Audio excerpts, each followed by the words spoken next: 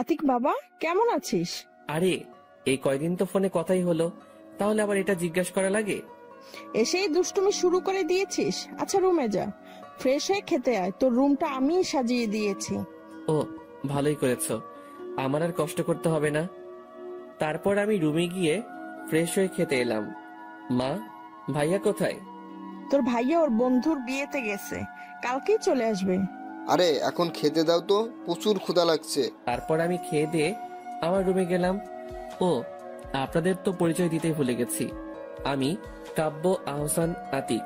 সবেমাত্র এইচএসসি দিয়েছি, আর রেজাল্টও ভালো হয়েছে, তাই ভার্সিটিতে অ্যাপ্লাই করেছি। এখন রেজাল্টের অপেক্ষায়। আমার বাবা একজন ব্যবসায়ী। আমরা 3 ভাই।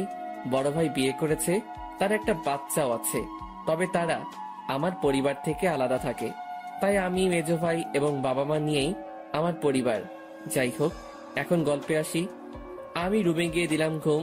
দুপুরে মায়ের ডাকে ঘুম ভাঙলো। কিরে, আর কত ঘুমাবি? এবার ওঠ, গোসল কর, তারপর খেতে আয়। তারপর আমি উঠে গোসল করলাম। কিছুক্ষণ পর নিচে ডাক পড়লো। তারপর খেয়ে রুমে বসে কিছুক্ষণ ফেসবুকিং করে একটু বাইরে বের হলাম। তারপর কিছুক্ষণ ঘুরে বাসায় ফেরার সময় গেটের কাছে যেতেই দেখি সকালের মেয়েটা আমার সামনের রাস্তা দিয়ে হাঁটছে। মেয়েটা আমাকে দেখেই তেলে বেগুনে জ্বলে উঠলো। কিরে, তুই এখানে আমার পিছু নিয়ে এখানে চলে এসেছিস নাকি? আরে, আপনি কি বলছেন? আমি আপনার পিছু নিতে যাব কেন? তাহলে এখানে কি করছিস? দাঁড়া, আজকে তোকে আমি। বলেই আমার দিকে তেড়ে আসলো মেয়েটা।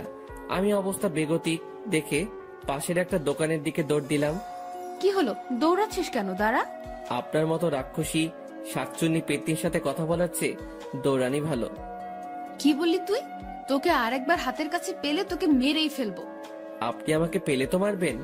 আপনার মতো রাক্ষসী আমি আপনার সামনে আর আসবই না। বলেই দৌড় দিয়ে একটা চায়ের দোকানের সামনে গেলাম। বাবা, তোমার কিছু লাগবে? জি কাকা, আপাতত 1 কাপ চা দিন। আচ্ছা বাবা, দিচ্ছি, তুমি বসো। তারপর কাকা চা বানিয়ে দিল। চাটা খেয়ে বিল দিয়ে বাসার দিকে গেলাম। আর ভাবতে লাগলাম, এই মেয়েটা এখানে কি করে? মনে হয় তো মেয়েটার বাসা আশেপাশেই। মেয়েটা যে পরিমাণ রাগী, এর থেকে সাবধানে থাকতে হবে। তারপর আমি বাসায় পৌঁছালাম সন্ধ্যার পরে। এখন পড়াশোনা নেই, তাই গল্প পড়ছিলাম ফেসবুকে। কিছুক্ষণ পর পানির পিপাসা পেল, তাই যেই নিচে নামতে যাব তখনই দেখি সকালে রাগী মেয়েটা আম্মুর সাথে গল্প করছে। আমি তাড়াতাড়ি আবার রুমে ঢুকলাম যাতে মেয়েটা আমাকে না দেখে। তারপর আরো কিছুক্ষণ পর দরজা খুলে বেরিয়ে দেখি মেয়েটা নেই। তাই আমি নিচে নেমে পানি খেলাম আর মায়ের কাছে গেলাম। মা, তোমার সাথে কিছুক্ষণ আগে বসা ছিল সেই মেয়েটাকে? আরে, ও হচ্ছে তোর বাড়িওয়ালা আঙ্কেলের মেয়ে, মাওয়া। কি? উনি বাড়িওয়ালা আঙ্কেলের মেয়ে? তো আমাদের বাসায় এসেছিল কেন? এসেছিল আমাদের দাওয়াত দিতে, আজকে ওদের বাসায় ডিনার করতে যেতে বলেছে। আমি তো ভয় শেষ। আমি তাদের বাড়ি গেলে আমাকে কাঁচা খেয়ে ফেলবে। মা, আমি যাব না তাদের বাসায়, তোমরা যাও। এটা কেমন কথা আতিক? ওরা তোর জন্যই আমাদেরকে দাওয়াত দিয়েছে, কারণ তারা তোর সাথে পরিচিত হওয়ার জন্য দাওয়াত দিয়েছে। তবুও মা, আমি যাব না। আমি কিছু জানি না, তোর যেতেই হবে। তারপর আমি টিভির সামনে বসলাম। কিছুক্ষণ পরই বাবা চলে আসলো। তারপর তিনি ফ্রেশ হলেন। ফ্রেশ হওয়ার পর বাবা মা আমাকে জোর করে নিয়ে গেল বাড়িওয়ালাদের বাসায়। বাসায় গিয়ে কলিং বেল বাজানোর পর একজন মহিলা দরজা খুলে দিলেন। বুঝে গেলাম এটাই বাড়িওয়ালা আন্টি। ও, আপনারা এসে গেছেন? আসুন আসুন, ভিতরে আসুন, আমরা আপনাদের জন্য অপেক্ষা করছিলাম। তারপর আমরা ভিতরে গেলাম। আন্টি আমাদের বসতে বললেন। তারপর আমরা সোফায় বসলাম। আতিক, এই হলো তোর বাড়িওয়ালা আন্টি। ও, আসসালামু আলাইকুম আন্টি।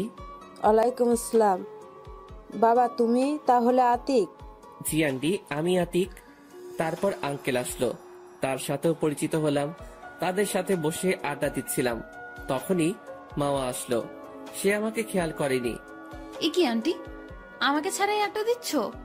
না মা, আমি তোমাকেই খুঁজছিলাম। তাই? মা দাঁড়া, আগে তোকে আমার ছেলে আতিকের সাথে পরিচয় করিয়ে দেই। তারপর মাওয়া এদিকে তাকিয়েই দেখে আমি নেই। কোথায় আন্টি তোমার ছেলে? এই তো এতক্ষণ এখানেই ছিল। তাহলে গেল কোথায়? দাঁড়া, ফোন করে দেখছি ও কোথায়। এদিকে আমি ছাদে চলে গেছি। মাওয়াকে আসতে দেখে যেই রাগী মেয়ে কিনা বাবা মায়ের সামনে মারতে চাই? আমি হাঁটছিলাম, তখনই মায়ের কল আসলো। হ্যাঁ বলো। তোর কি কোনো কাণ্ডজ্ঞান নেই? তুই আমাদেরকে না বলে কোথায় গেছিস? মা, তোমরা আড্ডা দিচ্ছিলে, আমার ভালো লাগছিল না, তাই ছাদে ঘুরতে এসেছি। ও আচ্ছা, ঠিক আছে, তাইলে ছাদে থাক, ফোন দিলে চলে আসিস। তারপর ফোন কেটে দিলাম। ওইদিকে ও আতিক তাহলে ছাদে আছে। হুম। তাহলে মাওয়া যা, ওর সাথে পরিচিত হয়ে আয়। আচ্ছা মা। বলেই ছাদের দিকে হাঁটা ধরলো মাওয়া। তারপর মাওয়া ছাদে পৌঁছালো, আমি অন্যদিকে ফিরেছিলাম। এই যে শুনছেন? জি, আমাকে বলছেন? এ কি, তুই এখানে কেন? তাহলে কোথায় থাকবো? এখানে তো আতিকের থাকার কথা ছিল। জি, আমি আতিক। তুই তাহলে আতিক? তাহলে এবার যাবি কোথায়? কেন? কেন মানে, রাস্তায় কি বলছিলি মনে নেই? যা সত্যি তাই তো বলেছি। বলেই দৌড় দিয়ে নিচে আন্টিদের বাসায় চলে আসলাম। আরে আরে, পালাচ্ছিস কেন? তোকে এখন পাবো না তো কি হইছে? তোকে পরে বোঝাবো তুই কাকে রাগাচ্ছিস। বলেই রাগে ফুঁসতে থাকে মামা। তারপরে সে নিজেও নিচের দিকে আসলো। এদিকে আমি নিচে তাদের কাছে যেতেই, একই বাবা, তুমি এসে পড়লে? জি আন্টি। তোর কাছে তো মাওয়া গেল, পরিচিত হয়েছিস তো? হ্যাঁ হয়েছি। আচ্ছা, তাহলে ও কোথায়? এই তো মাওয়া এসে গেছে, তাহলে এখন খেতে চলো, কি বলেন ভাইজান? তাই ভালো হয়। তারপর খেতে বসলাম। বাবা আতিক, তুমি এবার কিসে পড়ো? জি আন্টি, আমি এইচএসসি দিয়ে এই ভার্সিটিতে চান্স পেয়েছি। কালকে ভর্তি হয়ে ক্লাস শুরু করব। ও তাহলে তো তুমি মাওয়ার ছোট। ও তোমাদের ভার্সিটিতে অনার্স দ্বিতীয় বর্ষে পড়ে। সিনিয়র হলে সমস্যা কি? ক্লাস তো খেয়েছি। ও তাই? তাই? তারপর খাওয়া দাওয়া শেষ করে বাসায় এসে কিছুক্ষণ ফোন টিপে দিলাম ঘুম। সকালে ঘুম থেকে উঠে বাবাকে নিয়ে কলেজে গেলাম। কলেজে গিয়ে ভর্তি হয়ে বাবাকে বিদায় দিয়ে বন্ধুদের কাছে গেলাম।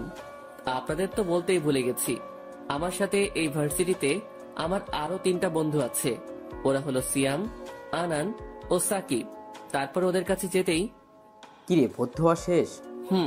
এইমাত্র হলাম। আচ্ছা চল, হয়েছি, নতুন নতুন মেয়ে দেখি। শালা তুই আর ভালো হলি না। এ আইসে, তোমার তো জেব আছে, তাই দেখতে পারতেছো না? কি করবে বল? তাইলে তো ওর চোখে উঠিয়ে নিবে মোনা। হয়েছে, থাম, চল ক্যাম্পাসটা ঘুরে দেখি। তাই চল।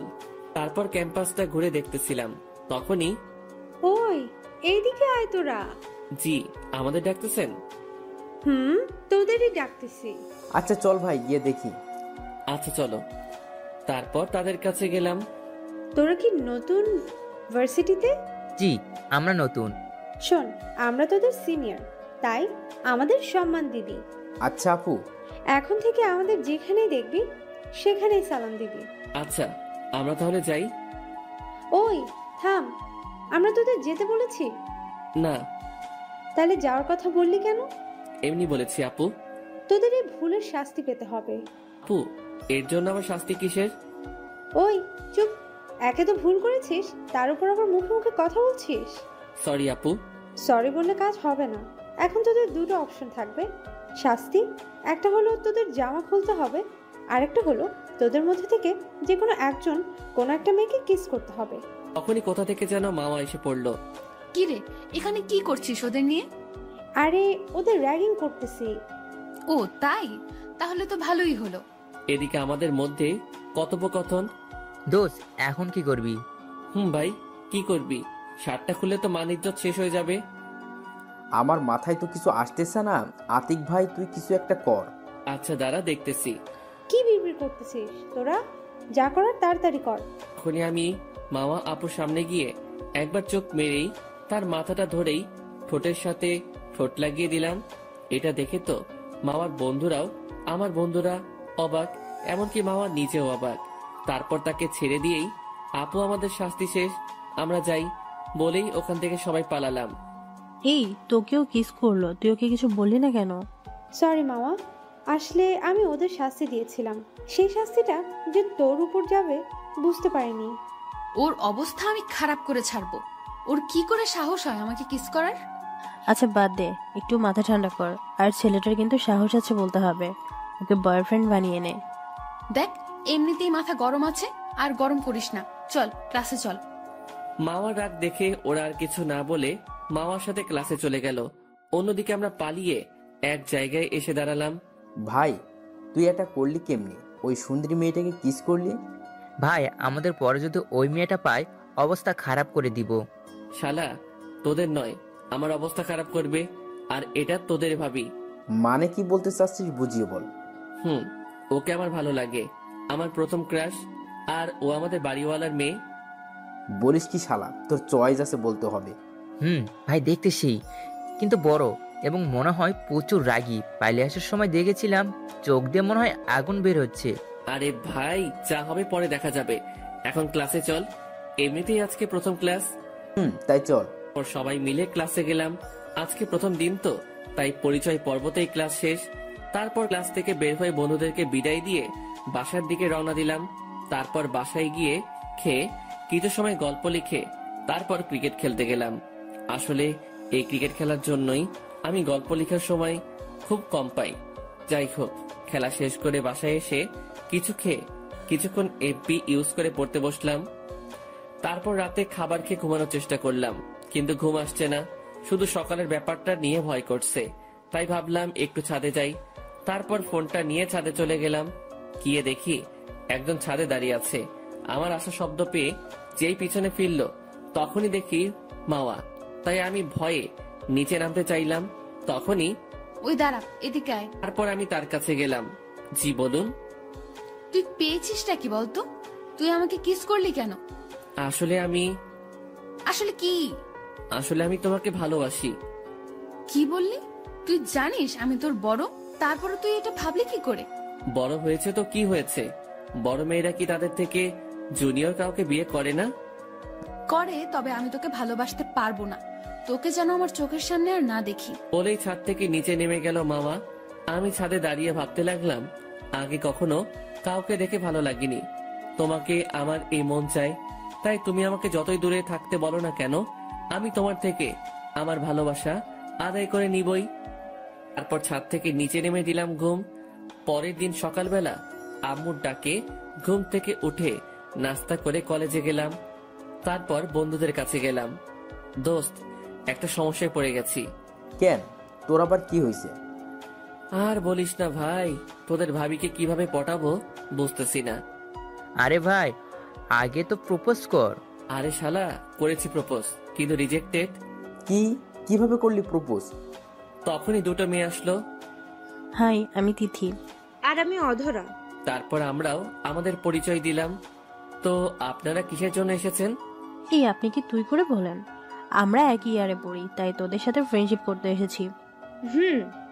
আর আমরা এতক্ষণ তোদের কথা শুনেছি, এখন কিভাবে প্রপোজ করলি? তারপর আমি ওদের কালকে ঘটে যাওয়া সবকিছু বললাম। তাহলে এখন কি করবি? কিছুই তো মাথায় আসছে না। ওকে অনেক ভালোবাসি ভাই। আরে এত চিন্তা করিস না, তার পেছনের আঠার মতো লেগে থাকবি সবসময়। আরে ভাই, ওর যা রাগ আমার প্রচুর ভয় করে। তাহলে তার আশা ছেড়ে দাও। না, তা পারবো না। যতই কষ্ট হোক, ওকে আমার চাই। আমি ওকে অনেক ভালোবাসি। তারপরই দেখি মামা আপু কলেজ গেট দিয়ে ঢুকতেছে। তখনই আমি তার সামনে গেলাম। কিরে, তোকে কালকে না আমার সামনে আসতে না করলাম? তো আমি সত্যি তোমাকে খুব ভালোবাসি। দেখ, সকাল সকাল আমার মেজাজটা খারাপ করবি না। এমনিতেই কালকের ব্যাপারটা নিয়ে সবার সামনে যেতে পারছি না। দেখো, কালকের ব্যাপারটা তোমার বান্ধবীদের জন্য হয়েছিল। সেই জন্যই তো তোকে কিছু বলছি না, না হলে তোর খবর ছিল। এই বলে চলে গেল মামা। তারপর আমি বন্ধুদের কাছে গেলাম। শালা, এই মেয়ে নাকি অন্য কিছু। এই মেয়ে তোর বউ হলে তোর অবস্থা শেষ। আতিক, আচ্ছা বাদ দে ভাই, চল ক্লাসে যাই। চল, তবে শোন, এই মেয়ে মানে আমাদের হবু ভাবি। যতই রাগী হোক না কেন, যদি তোকে ভালোবাসতে শুরু করে তাহলে তোকে খুব ভালোবাসবে। তাই ভাবির পিছু ছাড়িস না। তারপর ক্লাসে গিয়ে সব ক্লাস করে বের হলাম। দেখি আপুও বের হচ্ছে। আমি তার সামনে গেলাম। কি রে, আবার এসেছিস আমার সামনে? তোকে না আমার সামনে আসতে মানা করলাম। কি করব বলো, তোমাকে না দেখলে আমার ভালো লাগে না। দেখ, আমার সামনে একদম বেহায়াপনা করবি না। আচ্ছা, এখন বাইকে ওঠো, বাসায় যাই। তার দরকার নেই, আমি রিক্সা নিয়ে চলে যেতে পারবো। বলে একটা রিক্সা নিয়ে চলে গেল। তারপর আমিও তার পিছনে পিছনে বাইক নিয়ে বাসায় গেলাম। বাসায় গিয়ে খেয়ে দিলাম ঘুম। তারপর ঘুম থেকে উঠে দেখি ভাইয়া এসে পড়েছে। কি অবস্থা তোমার? শুনছি কার পিছনে নাকি ঘুরছো। মানে থাক, বলতে হবে না, আমি সব জানতে পেরেছি। তোমার কোনো হেল্প লাগলে বলো, আমি আছি কিন্তু। আচ্ছা ভাইয়া, তুমি জানলে কি করে? আরে আমার বন্ধুরা বলেছে। তবে তোমার পছন্দ আছে বলতে হবে, তবে একটু সাবধানে, যতই হোক আমাদের বাড়িওয়ালার মেয়ে। আচ্ছা ভাইয়া। আমাকে একটু হেল্প করো না। কি হেল্প করতে হবে? আমাকে একটু নানু বাড়ি পাঠানোর ব্যবস্থা কর। ও, এই ব্যাপার? এত ভালোবাসা থাকলে বিয়েই তো করে নিতে পারো। কিভাবে করব বল? মা বাবাকে কিভাবে বলবো? আচ্ছা, আগে তোমাকে নানু বাড়ি পাঠাই, তারপর সেখান থেকে আসার পর না হয় বিয়ের ব্যবস্থা করাবো। আচ্ছা ভাই, যা করার করিস, আগে নানু বাড়ি পাঠা আমাকে। আচ্ছা, দেখছি।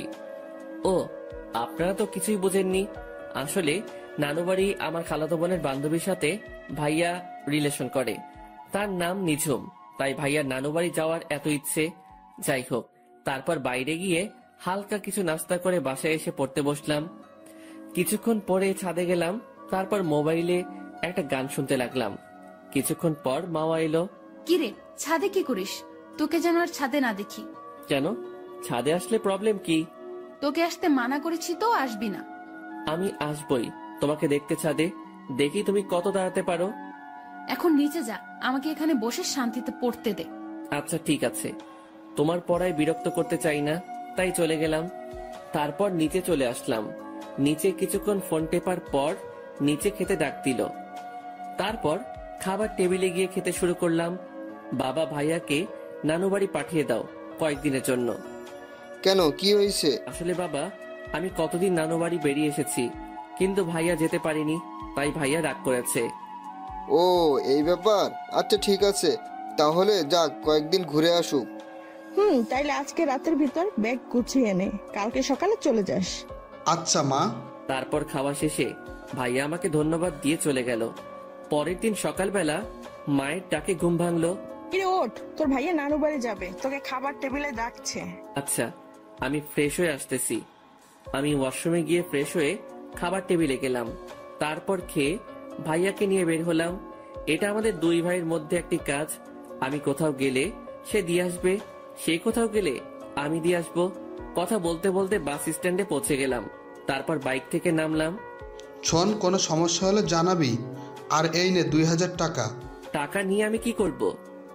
এই টাকাটা দিলাম তোকে ফুল কেনার জন্য। প্রতিদিন কিরাশকে ফুল দিয়ে প্রপোজ করবি।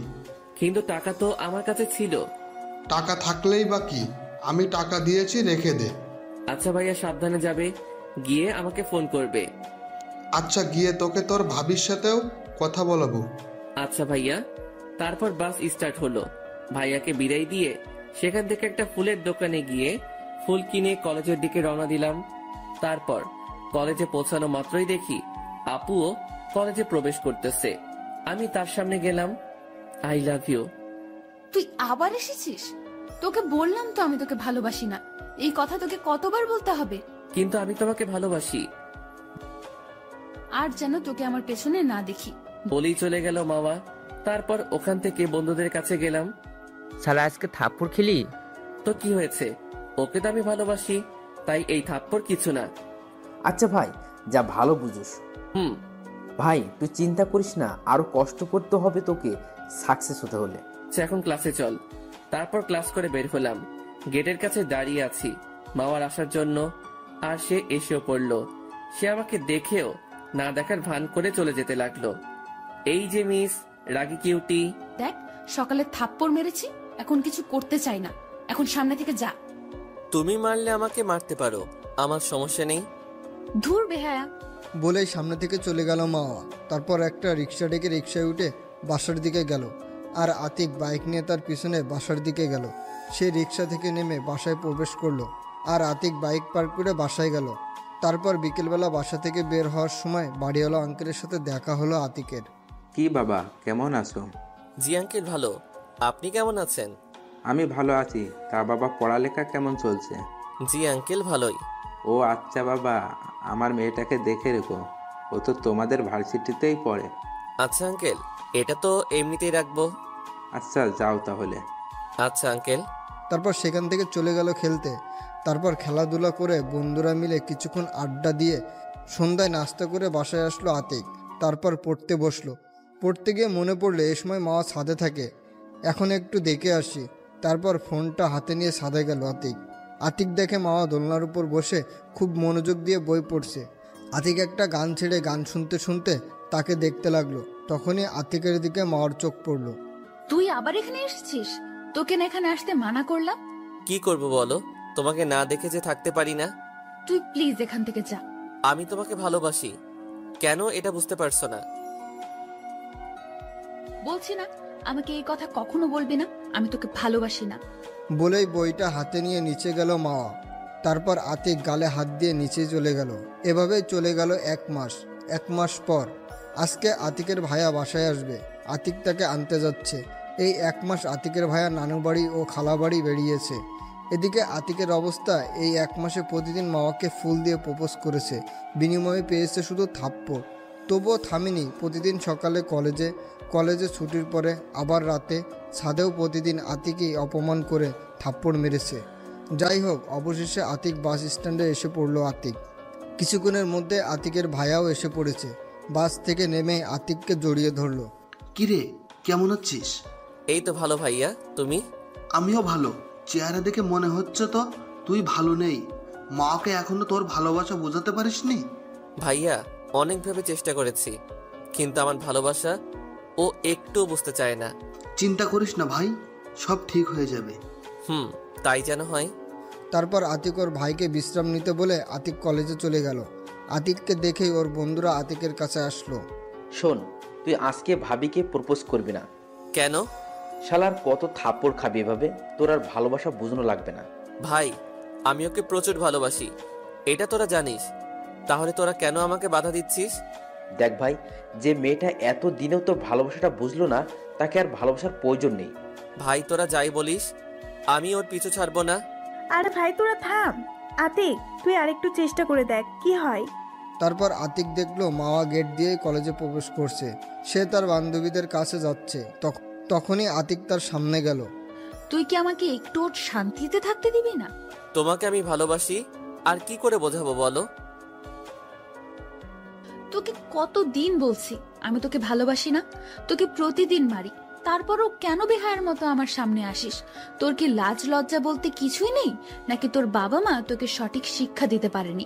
না হলে এত বেহায়া হয় কিভাবে? কলেজের সকল ছাত্রছাত্রী আতিকের দিকে তাকিয়ে আছে। ব্যাস, অনেক বলে ফেলেছেন আপনি, আর বলতে হবে না আপনার। আমি আর আপনাকে বিরক্ত করব না, থাকুন আপনি আপনার মতো। আজ আপনি বড় বলে আপনার গায়ে হাত তুললাম না, কারণ আমার মা বাবাই আমাকে শিখিয়েছে বড়দের গায়ে হাত না তুলতে। বলেই চোখ মুছতে মুছতে কলেজ থেকে বের হয়ে গেল আতিক। আতিকের বন্ধুরাও আতিকের পিছনে আসলো। তোকে নিষেধ করেছিলাম ওর কাছে যেতে, দেখলি তো এখন কি করলো? তোকেও সবার সামনে অপমান করলো, এমন কি তোর মা বাবাকে নিয়েও খারাপ কথা বললো। আরে বাদ দে ভাই, দেখছিস তো ও কতটা কষ্ট পেয়েছে, তার উপরে তোরা ওর সাথে এভাবে কথা বলছিস কেন? কি করব বল, ওকে এভাবে দেখতে কার ভালো লাগে বল? সরি ভাই, আসলে ও তোকে এমনভাবে অপমান করলো, তাতে আমাদের মাথা খারাপ হয়ে গেছিল। প্লিজ ভাই, আমাকে ভুল বুঝিস না। ভাই তুই আমাদেরকেও মাফ করে দে, আমরা বুঝিনি মেয়েটা এত নিষ্ঠুর, তাহলে তোকে কখনোই এমন কথা বলতাম না। থাক, তোদের এখন সরি বলতে হবে না, এখন থেকে তোদের কথাই শুনবো। এখন বল, এই মুহূর্তে আমি কি করব? তোকে এখন শক্ত হতে হবে ভাই। তুই এখন থেকে আর ওর সামনে যাবি না। যদি ভুলবশত সামনে পড়েও থাকিস, তখন তার সাথে কথা বলবি না, সব সময় তাকে এড়িয়ে চলবি। আচ্ছা যা, শত কষ্ট হলেও আমি এটা করব। আরও একটা কাজ করতে হবে, সব সময় আমাদের সাথে আগের যেমন থাকতি সেভাবে থাকতে হবে। আচ্ছা, চেষ্টা করব। চেষ্টা কি, সেভাবেই থাকতে হবে, না হলে তোর সাথে আমরা কথা বলবো না। আচ্ছা যা, সেইভাবেই থাকবো। আচ্ছা, আজকে আমরা ক্লাসে যাব না কেউ, চল সবাই মিলে ঘুরতে যাব। বুঝতে পেরেছি, ওরা আমার মন ভালো করতে এটা করতেছে। আচ্ছা চল। তারপর সবাই মিলে ঘুরতে গেল। আর অন্যদিকে মাওয়া আতিককে অপমান করে ওর বান্ধবীদের কাছে গেল। ভালোই হয়েছে, এখন একটু শান্তিতে থাকতে পারবো। তুই ওকে এভাবে অপমান করলি কেন? তোকে ছেলেটা কত ভালোবাসতো। আরে ভাই বাদ দে তো, সবসময় আমাকে বিরক্ত করতো, এখন আর বিরক্ত হতে হবে না। তবে যাই বলিস, ছেলেটা তোকে অনেক ভালোবাসতো। আচ্ছা, আমার এরকম ভালোবাসার দরকার নেই, এখন ক্লাসে চল তো। তারপর ওরা ক্লাসে চলে গেল, আর এদিকে আতিকরা ঘুরে যে যার বাসায় চলে গেল। বাসায় গিয়ে রুমে গিয়ে ফ্রেশ হতে গেল আতিক। ফ্রেশ হয়ে এসে দেখে আতিকের ভাইয়া বিছানার উপর বসা। আতিককে আসতে দেখে আতিকের ভাইয়া আতিককে নিয়ে তার পাশে বসালো। ভাই কষ্ট পাস না, আমি সব জেনেছি। শোন, একটা কথা বলার ছিল, অবশ্য তোর এই সময় বলা উচিত না, তবুও বলছি, কারণ তুই ছাড়া আমাকে কেউ হেল্প করতে পারবে না। আরে সমস্যা নেই, বলো কি বলবে। আসলে নিজুমের বাসা থেকে ওকে বিয়ের জন্য চাপ দিচ্ছে, তাই তুই যদি একটু হেল্প করিস। আরে এই ব্যাপার, আগে বলবে না? আচ্ছা, আমি আজকে বাবা মায়ের কথা বলবো। আচ্ছা, একটু এদিকটা সামলে নিস। আচ্ছা। আর একদম মন খারাপ করে থাকবি না। না ভাইয়া, তুমি চিন্তা করো না, আমি ঠিক আছি। আচ্ছা বলে রুম থেকে চলে গেল আতিকের ভাই। তারপর আতিক বিছানায় বসে ভাবতে লাগলো, আতিক কি পারবে মাওয়াকে না ভালোবেসে থাকতে? এটা ভাবতেই চোখ দিয়ে পানি বের হলো আতিকের। কিছুক্ষণ পরেই তার আতিকের বাবা মায়ের অপমানের কথা মনে পড়ল। না, ওই মেয়েকে নিয়ে আর ভাববো না, আমাকে শক্ত হতে হবে। কিছুক্ষণ পর খেতে ডাকলো, খেতে ইচ্ছে করছিল না, তবুও গেল আতিক, কারণ আতিকের ভাইয়ের কথাটা তো বলতে হবে গিয়ে। খাবার টেবিলে বসলো আতিক। বাবা, আমার মনে হচ্ছে মায়ের সংসার চালাতে খুব কষ্ট হচ্ছে। ঠিক বলেছিস বাবা, আমারও মনে হচ্ছে। ও তাহলে তোমরা আমাকে নিয়ে ভাবো? কথাটা শুনে খুব শান্তি পেলাম। আচ্ছা, তাহলে এখন তোর মতলবটা কি তাই বল। বাবা, আসলে আমি বলতে চাচ্ছি, ভাইয়াকে বিয়ে করালেই তো মায়ের কষ্টটা কমে যায়। তাই তো, তা করলেই তো হয়। কি বলো তুমি? তা হাবিব বাবা, তোর কি কাউকে পছন্দ আছে? আসলে মা, ভাইয়া তো একজনকে পছন্দ করে, ভাইয়া লজ্জায় বলতে পারতেছে না। ও তা মেয়ে থাকে কোথায়? মা, আমাদের নানু বাড়ির ওখানে রিমিয়াপুর বান্ধবী। ও আচ্ছা, তাহলে আমি তোর মামার সাথে কথা বলে মেয়ের খবর নিচ্ছি। আচ্ছা বাবা। তারপর খাবার খেয়ে রুমে গেল আতিক। কিছুক্ষণ পর আতিকের ভাইয়াও আতিকের রুমে আসলো। ভাই, তোকে অনেক ধন্যবাদ। আর ধন্যবাদ দেওয়ার কি আছে এতে? আচ্ছা এই নে, তোর ভাবি তোর সাথে কথা বলবে। আচ্ছা দাও। তারপর আতিক তার ভাইয়ার হাত থেকে মোবাইল নিয়ে সালাম দিয়ে সে সালাম নিল। কেমন আছো আতিক? জি ভালো, আপনি? তুমি কিরকম ভালো আছো তা তো আমি জানি। আরে আপনি আমাকে তুমি করে বলছেন কেন? আমি আপনার ছোট ভাইয়ের মতো, তাই আমাকে তুই করে বলেন। আচ্ছা বলবো, শোন, একদম মন খারাপ করে থাকবি না। ওই রকম মেয়ের ভালোবাসা পাওয়ার থেকে না পাওয়া ভালো। আরে না ভাবি, সমস্যা নেই, আমি ঠিক আছি। শোন, তোকে শক্ত হতে হবে, তোকে দেখিয়ে দিতে হবে ও না থাকলেও তোর কিছুই হয় না। আচ্ছা ভাবি। শরীরের খেয়াল রাখবি। আপনি বিয়ের প্রস্তুতি নিন। যা ফাজিল। বলেই লজ্জায় ফোন কেটে দিল। তারপর ভাইয়াকে ফোনটা দিল আতিক। তারপরে আতিকের ফোনে একটা কল আসলো। ফোনটা হাতে নিয়ে দেখলো সিয়াম কল দিয়েছে। আতিক কলটা রিসিভ করলো। হ্যালো, বল। কোথায় তুই? এই তো বাসায়। কেন? আমরা সবাই তোর বাসার নিচে আসি, তুই বের হ। আচ্ছা, তোরা ভিতরে আয়। না থাক, তার দরকার নেই, তুই তাড়াতাড়ি বের হ। তারপর আতিক রেডি হয়ে বাসা থেকে বের হলো। কিরে, তোরা আসলি কেন এদিকে? এমনি আসলাম, আজকে সবাই মিলে ঘুরতে যাব। ভাই, আমি ভাবছি কোনো জরুরি কাজ, আর তোরা ঘুরতে যাবি। শালা, তোর কি আমাদের সাথে ঘুরতে যেতে সমস্যা? না, তবে আজকে ভালো লাগছে না। চুপ শালা, চল আমাদের সাথে। তারপর ওদের জোরাজোরিতে ওদের সাথে যেতে হলো আতিকের। অন্যদিকে ক্লাস ছুটি হওয়ার পর মা দেখে আতিক ওর পিছু নেয়নি, তা দেখে ভাবতে লাগলো, উফ, ভালোই হয়েছে, আপদটা বিদায় করতে পেরেছি। এখন আর আমাকে জ্বালাবে না, এখন সব সময় শান্তিতে থাকতে পারবো। এগুলো ভাবতে ভাবতে বাসায় চলে গেল মা। এদিকে আতিকরা ঘোরাঘুরি করে যে যার বাসায় ফিরল। অবশ্যই খেয়েও এসেছে, কারণ সাকিব ট্রিট দিয়েছিল। আতিক বাসায় এসে আজকে আর পড়তে বসলো না, একটু ফোন টিপে দিল ঘুম। রাতে আতিকের মা এসে খেতে ডাকতে আতিক উঠল আর বলল, বাবা কি হয়েছে তোর?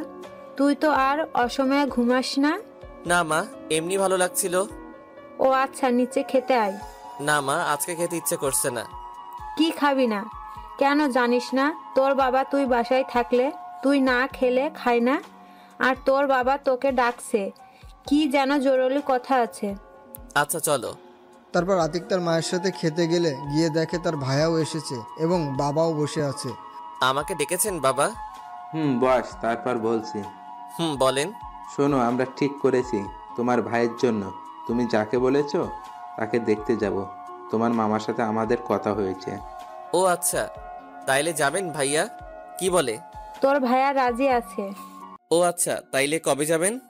আমরা কালকে যাব, ঠিক করেছি। ও আচ্ছা, তাইলে চলে যাবেন? চলে যাবেন মানে? কেন, তুই যাবি না? ভাইয়া তুমি তো জানো আমার এইসব অনুষ্ঠান ভালো লাগে না। তোর যেতে হবে, না হলে আমি যাব না। তারপর অনেক জোরাজোরিতে রাজি হয়ে গেল আতিক। অন্যদিকে মা ছাদে বসে পড়ছে অনেকক্ষণ ধরে, কিন্তু কেউ তাকে বিরক্ত করছে না। ও আজকে ছাদেও শান্তিতে পড়তে পারছি, কেউ বিরক্ত করছে না। মা পড়ছে কিন্তু মনে করছে এই বুঝি আতিক ছাদে আসলো, কিন্তু না, আজকে আতিক ছাদে আসলো না। সে অনেক পড়ায় মন বসাতে চাইলেও পারছে না। তারপর সে রুমে গিয়ে ভাবতে শুরু করলো, আমি আজকে আতিককে এত মিস করছি কেন? ও তো আমাকে বিরক্ত করে, তাইলে আমি ওকে মিস করছি কেন? তারপর অনেক কষ্টে ঘুমালো মাওয়া। এদিকে আতিক ঘুমিয়ে পরের দিন সকালে ঘুম থেকে উঠল। তারপর আতিকটা সবার সাথে রেডি হয়ে নানুর বাড়ি গেল। অন্যদিকে মাওয়া সকালে কলেজে প্রবেশ করার পর দেখে আজকে কেউ তার কাছে এসে বলল না। তারপর আতিকের বন্ধুরার দিকেও তাকিয়ে দেখে আতিক নেই। মাওয়ার আজকে অস্বস্তি হচ্ছে, সে যেন কেমন আতিককে খুঁজছে। মাওয়ার বান্ধবীরা তাকে দেখলো। কি রে মামা, আজকে তোকে এত উদাসীন লাগছে কেন? বুঝতে পারছি না রে, আজকে কেমন জানি ভালো লাগছে না। আমার তো মনে হচ্ছে তুই কাউকে খুঁজছিস। মানে তোরা বুঝলি কি করে? দেখ, আজকে একদিনেই তুই ওকে এত মিস করছিস, পরবর্তীতে কি হবে? মা চিন্তায় পড়ে গেল। ওকে একদিনেই আমি এত মিস করছি, তাইলে কি আমি ওকে ভালোবেসে ফেললাম? কি ভাবছিস এভাবে? কই কিছু না তো। দেখ, যদি ভালোবেসে থাকিস তাহলে ওর কাছে ক্ষমা চেয়ে মনের কথা বলে দে। আচ্ছা, আমি ওকে যে অপমান করেছি ও কি আমাকে মেনে নেবে? চেষ্টা করলে সবই সম্ভব, করে দেখ। তাছাড়া ও তো তোকে ভালোবাসে। কিন্তু ওকে এখন কোথায় পাবো? ও তো কলেজে আসেনি। আচ্ছা দাঁড়া, আমি দেখছি ওর বন্ধুদেরকে জিজ্ঞাসা করে। তারপর নীলিমা সিয়ামকে ডাক দিল, তবে ওর সাথে সবাই আসলো। জি আপু বলেন। আতিক কোথায় রে? জানি না আপু, ও কোথায় গেছে আমাদের বলে যায়নি। ও আচ্ছা, যা তাহলে। আচ্ছা বলেই ওখান থেকে চলে গেল সবাই। আজকে আমি ক্লাস করব না, আজকে বাসায় গিয়ে দেখি আতিক বাসায় আছে কিনা। আচ্ছা যা। তারপর মা ওখান থেকে বাসায় গেল। বাসায় গিয়ে নিজের বাসায় না গিয়ে আগে আতিকের বাসার সামনে গেল, কিন্তু বাসার সামনে গিয়ে দেখলো তালা মারা। তারপর মন খারাপ করে বাসায় গেল। কি রে, তুই আজকে কলেজ না করে বাসায় আসলি কেন? এমনি ভালো লাগছে না তাই। ও তাহলে রুমে যা। আচ্ছা মা, আন্টিরা গেছে কোথায়? ওরা আতিকের নানু বাসায় গেছে। তারপর মা তার রুমে চলে গেল আর আতিকের জন্য অপেক্ষা করতে লাগলো কবে আসবে। অন্যদিকে আতিকের নানুর বাড়িতে আতিকের ভাইয়ের বিয়ে ঠিক করে 2 দিন পর বাড়িতে আসলো। 1 সপ্তাহ পরে বিয়ে ঠিক করা হলো। এই 2 দিনে মা পাগল হয়ে গেছে আতিকের জন্য। প্রতিদিন কলেজে গিয়ে আতিকের বন্ধুদের কাছে জিজ্ঞেস করেছে আতিক আসবে কবে, কিন্তু আতিকের বন্ধুরা কিছু বলে না। যাই হোক, আতিক বাড়িতে আসলো। সকালবেলা সিয়াম কল দিল আতিকের কাছে। দোস্ত, আজকে আসবি না কলেজে? দোস্ত, আজকে আসবো না কলেজে, ভালো লাগছে না। আরে ভাই, এমনিতেই না বলে নানু বাড়ি গেছো, এখন যদি কলেজে না আসোস তাহলে আমরা কেউ তোর সাথে কথা বলবো না। এটা বলেই ফোন কেটে দিল সিয়াম। আরে ভাই শোন। আতিক দেখলো সিয়াম ফোন কেটে দিয়েছে। তারপরও আতিক কল দিল, কিন্তু কেটে দিচ্ছে সিয়াম। তারপর বাধ্য হয়ে কলেজে গেল। গিয়ে ওদের কাছে গেল আতিক। শালা, তোর জন্য একটু ঘুমাতেও পারলাম না। তুই কথা বলবি না শালা, না বলে নানু বাড়ি গেছোস কেন? আরে ভাই, রাগ করস কেন? আমি যেতে চাইনি, ভাইয়া জোর করে নিয়ে গেছে। ও, তোদের জন্য একটা সুখবর আছে। কি বল? সামনের সপ্তাহে ভাইয়ার বিয়ে। ও তাই ভালো হয়েছে, সবাই মিলে মজা করতে পারবো। আচ্ছা, তোদের সবাইকে দাওয়াত, এবং তোরা কিন্তু সবাই আমার সাথে হেল্প করবি। আচ্ছা করব, যা। তবে তোকে একটা কথা বলার ছিল। বল, কি বলবি? আমার মনে হয় মাওয়া আপু তোকে ভালোবাসতে শুরু করেছে। আরে ভাই, বাদ দে তো এসব। দোস্ত, তুই বোঝার চেষ্টা কর। তুই এখান থেকে যাওয়ার পর প্রতিদিন মাওয়া আপু এসে তোর খবর জিজ্ঞেস করতো, কিন্তু আমরা বলিনি। শোন ভাই, তোরাই তো আমাকে ওর থেকে দূরে দূরে থাকতে বলেছিস। তুই তাই করবি, ওকে পাত্তা দিবি না, তোকে অনেক কষ্ট দিয়েছে। ভাই, ওকে বুঝিয়ে দিবি ভালোবাসার মানুষকে কষ্ট দিলে কেমন লাগে। তবে শোন, যাই করবি সাবধানে করবি, ভেবে চিন্তে করবি। আচ্ছা ভাই, ওই দেখ মাওয়া আপু আসছে। আতিক পিছনে তাকিয়ে দেখলো সত্যিই মাওয়া আসছে কলেজে। আতিক একবার তাকিয়ে চোখ সরিয়ে নিল। আরে ভাই আসুক, আসলে আমাদের কি, আমরা আমাদের মতো থাকবো। ওকে। অন্যদিকে মাওয়া কলেজে প্রবেশ করে ওর বান্ধবীদের কাছে গেল। মামা, তোর জুনিয়র রোমিও এসেছে কলেজে। কি বলছিস, সত্যি এসেছে? ওই যে ওর বন্ধুদের দিকে তাকিয়ে দেখ। মাওয়া পিছনে তাকিয়ে দেখে আতিক তার বন্ধুদের সাথে কথা বলছে। দোস্ত, এখন কিভাবে ওর সামনে যাব? ও কি আমাকে ক্ষমা করবে? তুই আতিককে তোর ভালোবাসা বোঝানোর চেষ্টা করবি ঠিক মতো। ও যদি আমাকে ফিরিয়ে দেয়? ফিরিয়ে দিলেও তুই ছাড়বি না ওকে, ওর পিছনে লেগে থাকবি। আচ্ছা যাচ্ছি তাহলে। তারপর মাওয়া আতিকের দিকে আসছিল, তখনই ক্লাসের বেল বাজলো। আতিক ক্লাসের দিকে হাঁটা ধরলো। মাওয়া আতিককে ডাক দিচ্ছিল, কিন্তু আতিক না শোনার ভান করে ক্লাসে ঢুকে গেল।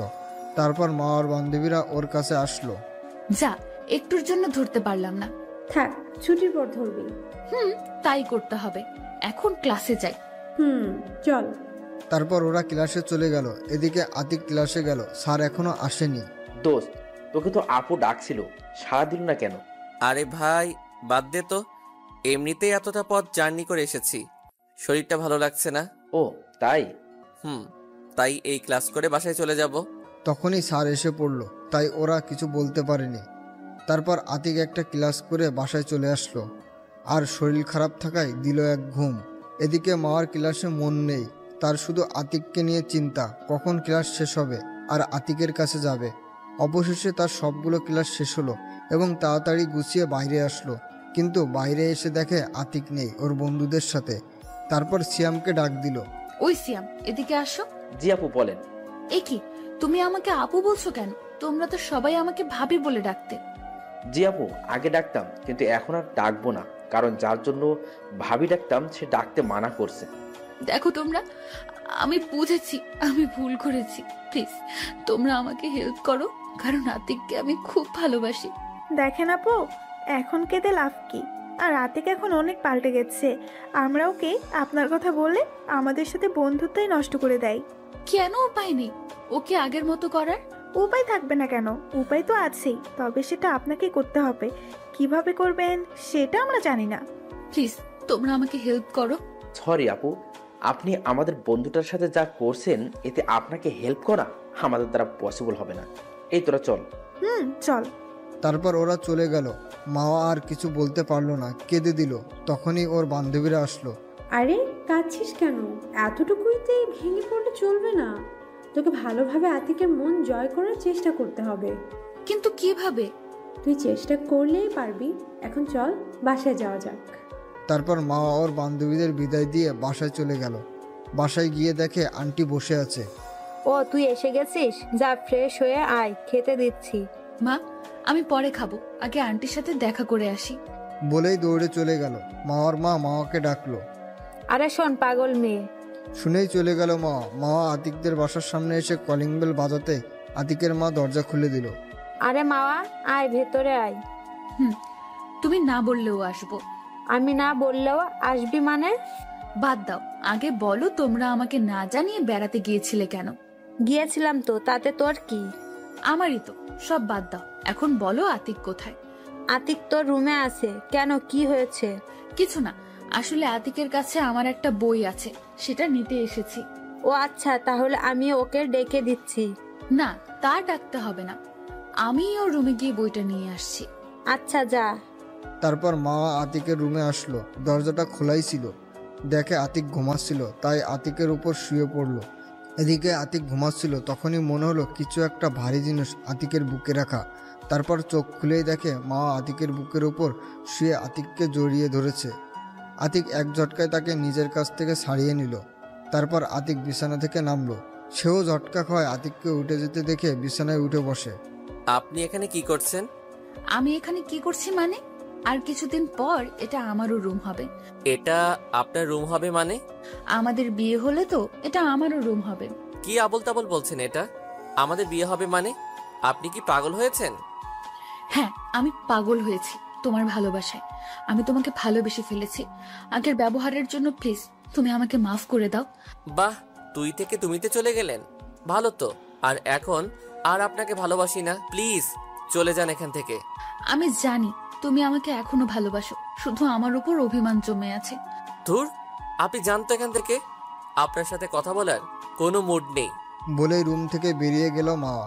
তারপর মাওয়া না দাঁড়িয়ে আতিকের পিছন পিছন আসলো। আতিক মায়ের পাশে গিয়ে বসলো। কিরে মাওয়া, তুই না আতিকের কাছে বই আনতে গেছিলি, বই কোথায়? আসলে আন্টি, বইটা তোমার ছেলে এখনো পড়া হয়নি, তাই নেইনি। এদিকে মাওয়ার কথা শুনে তো আতিক অবাক, কি মিথ্যুক রে বাবা। তারপর মাওয়া বাসায় গেল। এদিকে আতিক তারপর খাওয়া দাওয়া করে বাসা থেকে বের হয়ে বন্ধুদের কাছে যাওয়ার জন্য রেডি হয়ে নিচেই গেল। তখনই আতিকের মা কাছে আসলো। কোথাও বের হবি বুঝি? একটু বাইরে যাব। ও, তাহলে যাওয়ার সময় তুই একটু তোর বাড়িওয়ালার আন্টিদের বাসা হয়ে যাস। কেন মা? তাদের বলবি আজকে সন্ধ্যার সময় আমাদের বাসায় একটু আসতে। আচ্ছা ঠিক আছে, বলে যাব। তারপর আতিক বাসা থেকে বের হয়ে মাওয়াদের বাসার সামনে গেল। তারপর কলিং বেল বাজালো। মাওয়া এসে দরজা খুললো। কে? ও, তুমি আসো, ভেতরে আসো। না থাক, আপনি একটু আন্টিকে ডেকে দিন, তাইলেই হবে। কে আসলো রে মাওয়া? ও বাবা, তুমি? জি আন্টি, আমি। তুমি বাইরে দাঁড়িয়ে আছো কেন? ভেতরে এসো। আসলে আন্টি, আমি আজকে বসবো না, আমার বাহিরে একটা জরুরি কাজ আছে। ও তাই? তা বাবা, কি জন্য আসলে তুমি? আসলে আন্টি, আজকে আপনাদের সন্ধ্যায় আমাদের বাড়িতে যেতে বলেছে। মাওয়া শুধু চুপচাপ আতিকের কথা শুনছিল, কারণ আন্টি সামনে, তাই কোনো কিছু করছে না। ও আচ্ছা বাবা, আমরা যাব। ও আচ্ছা আন্টি, তাহলে আমি আসি। আচ্ছা বাবা, এসো, সময় পেলে আবার আসবে। আচ্ছা আন্টি। বলেই চলে আসলো আতিক। তারপর বন্ধুদের কাছে গিয়ে আড্ডা দিতে লাগলো। এদিকে মাওয়া দরজা আটকিয়ে রুমে গেল। তখনই নীলিমা ফোন দিল। হ্যালো মাওয়া। হ্যাঁ বলো। আজকে শিফার জন্মদিনে যাবি না? না রে, আগেই বলেছি, কিন্তু যাব না। আরে বোকা, তুই আজকে জন্মদিনে আয়, সাথে বুদ্ধি করে আতিককে নিয়ে আসবি, তাইলে ওর সাথে সময়ও কাটাতে পারবি আর জন্মদিনেও আসা হবে। ও ভাই, বুদ্ধিটা অনেক ভালো, দাঁড়া আমি দেখছি। তারপর মা ওর মায়ের কাছে গেল। কি রে, কিছু বলবি? হ্যাঁ মা, আসলে আজকে আমার এক বান্ধবীর জন্মদিন, সেখানে যেতে হবে। কিভাবে যাবি? আজকে তো তোর বাবা অফিসে, তাকে ছাড়া কিভাবে যাবি? মা, আন্টিকে বলে আতিককে একসাথে নিলেই তো যাওয়া যায়। আচ্ছা দাঁড়া, আমি একটু পর আতিকদের বাসা যাচ্ছি। মা চলো, আমিও যাব। আচ্ছা তুই বস, আমি হাতের কাজটা সেরে আসছি। তারপর মাওয়ার মা কাজ সেরে মাওয়াকে নিয়ে আতিকের বাসায় আসলো। তারপর আতিকের মা তাদের আতিকের ভাইয়ের বিয়ের দাওয়াত দিল। তারপর হঠাৎ করে মাওয়ার মা বলল, আচ্ছা ভাবি, আতিক কোথায়? ও একটু বাইরে গেছে, ওকে খুঁজছেন কিসের জন্য? আসলে আজকে মাওয়া ওর একটা ফ্রেন্ডের জন্মদিনে যাবে, তাই আতিককে সাথে নিয়ে যেতে চেয়েছিল। ওর বাবা এখনো আসেনি তো, তাই। ও এই ব্যাপার? আচ্ছা, আমি আতিককে ফোন করে আসতে বলছি। এদিকে আতিক আড্ডা দিচ্ছে বন্ধুদের সাথে। তখনই মায়ের কল আসলো। হ্যাঁ মা, বলো। কোথায় তুই? এই তো বন্ধুদের সাথে আড্ডা দিতেছি। ওকে, সন্ধ্যার সময় বাসায় এসে পড়বি, কাজ আছে। আচ্ছা আসবো, কিন্তু কেন? তা আসলেই দেখতে পাবি। তারপর আতিক আরো কিছুক্ষণ আড্ডা দিয়ে সন্ধ্যার সময় বন্ধুদের বলে চলে আসলো বাসায়। এসেই মায়ের কাছে গেল। মা, কিসের জন্য আসতে বলেছো? রুমে গিয়ে রেডি হয়ে আয়, একটা জন্মদিনের অনুষ্ঠানে যেতে হবে। কোথায় যেতে হবে আমাকে? আমাকে তো আগে বলনি, আর তুমিও তো রেডি হওনি। আমি কি তোর সাথে যাব যে রেডি হব? তাহলে কে যাবে? তোর সাথে তো মাওয়া যাবে, ওর বান্ধবীর জন্মদিনে। কি মা? না, আমি যাব না। কেন যাবি না? সমস্যা কি? না মা, কোনো সমস্যা নেই, তবুও আমি যাব না। আমি তোকে যেতে বলছি, তুই যাবি। তোর আন্টি আমাকে অনেক করে বলে গেছে। মা, আমি আর কোনো কথা শুনতে চাই না, যা রুমে গিয়ে রেডি হয়ে আয়। তারপর বাধ্য হয়ে রুমে গিয়ে রেডি হতে লাগলো আতিক। একটা সবুজ রঙের শার্ট ও একটা ব্ল্যাক জিন্স পরে বের হলো আতিক। বের হয়ে এসে দেখে মা রেডি হয়ে বসে আছে। আতিক তো তার দিকে একবার তাকিয়ে ক্রাশ খেয়ে গেল। একটা সবুজ রঙের থ্রি পিস পরা ও চোখে গাঢ় কাজল এবং মুখে হালকা মেকআপ, অনেক সুন্দর লাগছে। তবে আতিক কিছুক্ষণ তাকিয়ে থাকার পরেই আতিকের ঘটনাগুলো মনে পড়লো, তাই চোখ নামিয়ে নিল। এদিকে মা সেই ব্যাপারটা বুঝতে পেরেছে, তাই আতিক নিচে নামতে মা ওর সামনে আসলো। আমাকে আজকে কেমন লাগছে? আতিক কোনো কথা না বলেই চলে যাচ্ছিল। তখনই মা আতিকের হাত ধরলো। আপনি আমার হাত ধরেছেন কেন? আমার প্রশ্নের উত্তর না দিয়ে যাচ্ছ কেন? আমি আপনার প্রশ্নের উত্তর দিতে বাধ্য নই। আচ্ছা, তোমার উত্তর দিতে হবে না। এভাবে বের হয়েছো কেন? আমি কিভাবে বের হব, এটা আমার ব্যাপার। মা তখনই আতিকের হেয়ার স্টাইলটা নষ্ট করে দিল। তোমার এভাবে যেতে হবে না, এভাবে গেলে তোর দিকে মেয়েরা তাকিয়ে থাকবে। আতিক কিছু বলতে যাবে, তার আগে আতিকের মা এসে পড়লো। কিরে আতিক, তোর চুল এভাবে কেন? যা চুল ঠিক করে আয়। না আম্মু, ওইভাবেই যাক। আতিক চুলে হাত দিয়ে চুল হালকা ঠিক করছিল, আর মাওয়ার কথা শুনে আতিক তো অবাক, আর আতিকের মাও অবাক। আমাকে আম্মু বানিয়ে ফেললি কেন?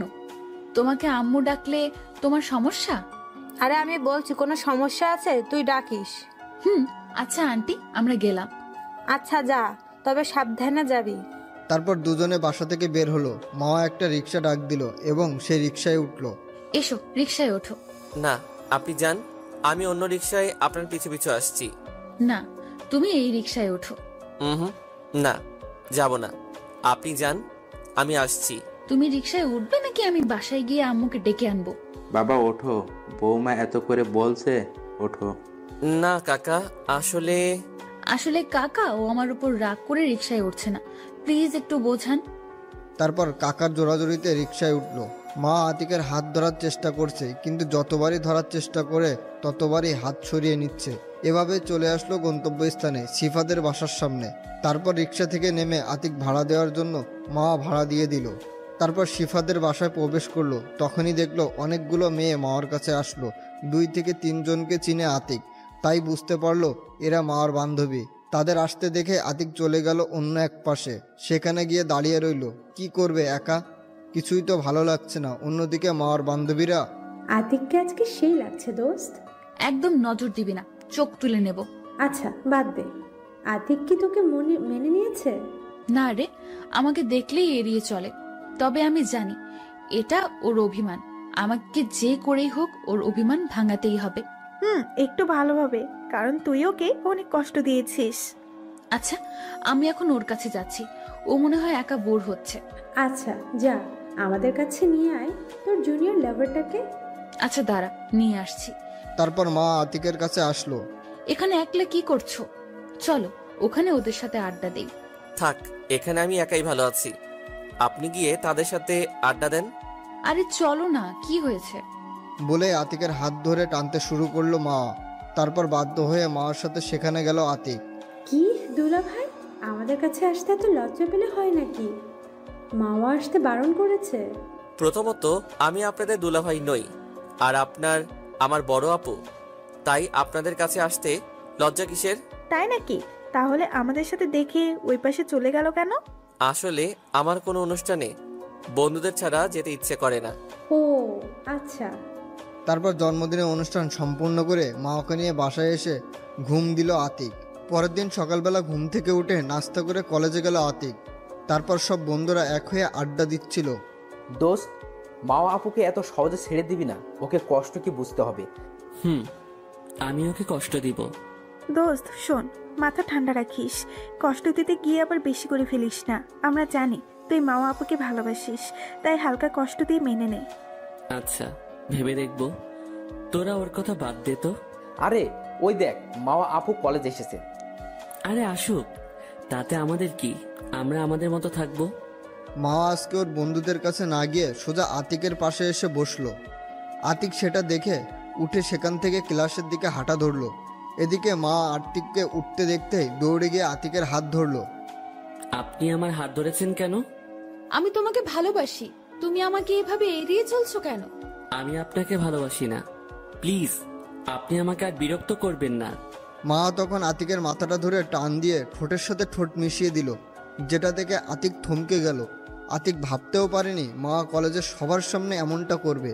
তবুও নিজেকে শক্ত করে তাকে ছাড়িয়ে নিয়ে ঠাস ঠাস করে 2টা থাপ্পড় দিল। কি পেয়েছিস কি? আমাকে আমাকে কি খেলনার পুতুল পেয়েছিস যে তোর কথায় নাচবো? যখন তোকে ভালোবাসতাম তখন আমাকে প্রতিটা পদক্ষেপে অপমান করতি, এখন আমার কাছে আসলি কেন? দেখো, আমি আগে যা করেছি ভুল করেছি, আমি এখন তোমায় ভালোবাসি, তুমি মারলে আমাকে আরো মারতে পারো। আতিক আর কিছু না বলে চলে আসলো ক্লাসে। মা আর সেদিন ক্লাস না করে বাসায় চলে গেল। মাকে আসতে দেখে ওর মা ওর কাছে গেল। কি হয়েছে, এত তাড়াতাড়ি আসলি? আর তোকে এত বিষণ্ণ দেখাচ্ছে কেন? মা ওর মায়ের দিকে তাকালো। আন্টি তাকিয়ে দেখে মার চোখে পানি। এ কি মা, কাঁদছিস কেন? কি হয়েছে আমাকে বল মা। মা, আমি আতিককে ভালোবাসি, ওকে ছাড়া আমি বাঁচবো না মা। কি কি বলছিস এসব? আতিক তোর ছোট মা, এটা হয় না। ছোট বড় জানি না, আমি আতিককে চাই, না হলে আমি মরে যাব। আচ্ছা মা দাঁড়া, তুই কাঁদিস না, আমি তোর বাবাকে আসতে বলছি। তারপর আন্টি আঙ্কেলকে কল দিল। হ্যালো। হ্যাঁ বলো, কিসের জন্য কল দিয়েছো? তুমি তাড়াতাড়ি বাসায় এসো, তোমার মেয়ে পাগলামি শুরু করেছে। কেন, কি হয়েছে? ফোনে বলা যাবে না, তুমি তাড়াতাড়ি বাসায় এসো। আচ্ছা আসছি। তারপর মাওয়ার বাবা অফিস থেকে ছুটি নিয়ে বাসায় আসলো। কি হয়েছে মাওয়ার? সেটা তোমার মেয়েকেই জিজ্ঞাসা করো। কি হয়েছে মাওয়া মা? তোর চোখ মুখ দেখে মনে হয় অনেক কেঁদেছি। কি হয়েছে আমাকে খুলে বল। বাবা, আমি আতিককে ভালোবাসি, কিন্তু ও এখন আমাকে ভালোবাসে না। আমি ওকে ছাড়া বাঁচবো না বাবা। কি বলছিস এইসব? আর আতিক তো তোর ছোট।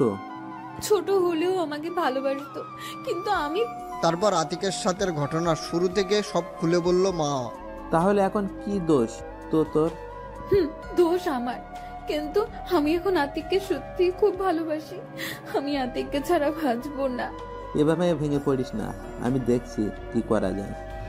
চলো আমরা আতিককে বাসায় যাই। তারপর মাওয়ার মা, বাবা ও মা আতিকের বাসায় আসলো।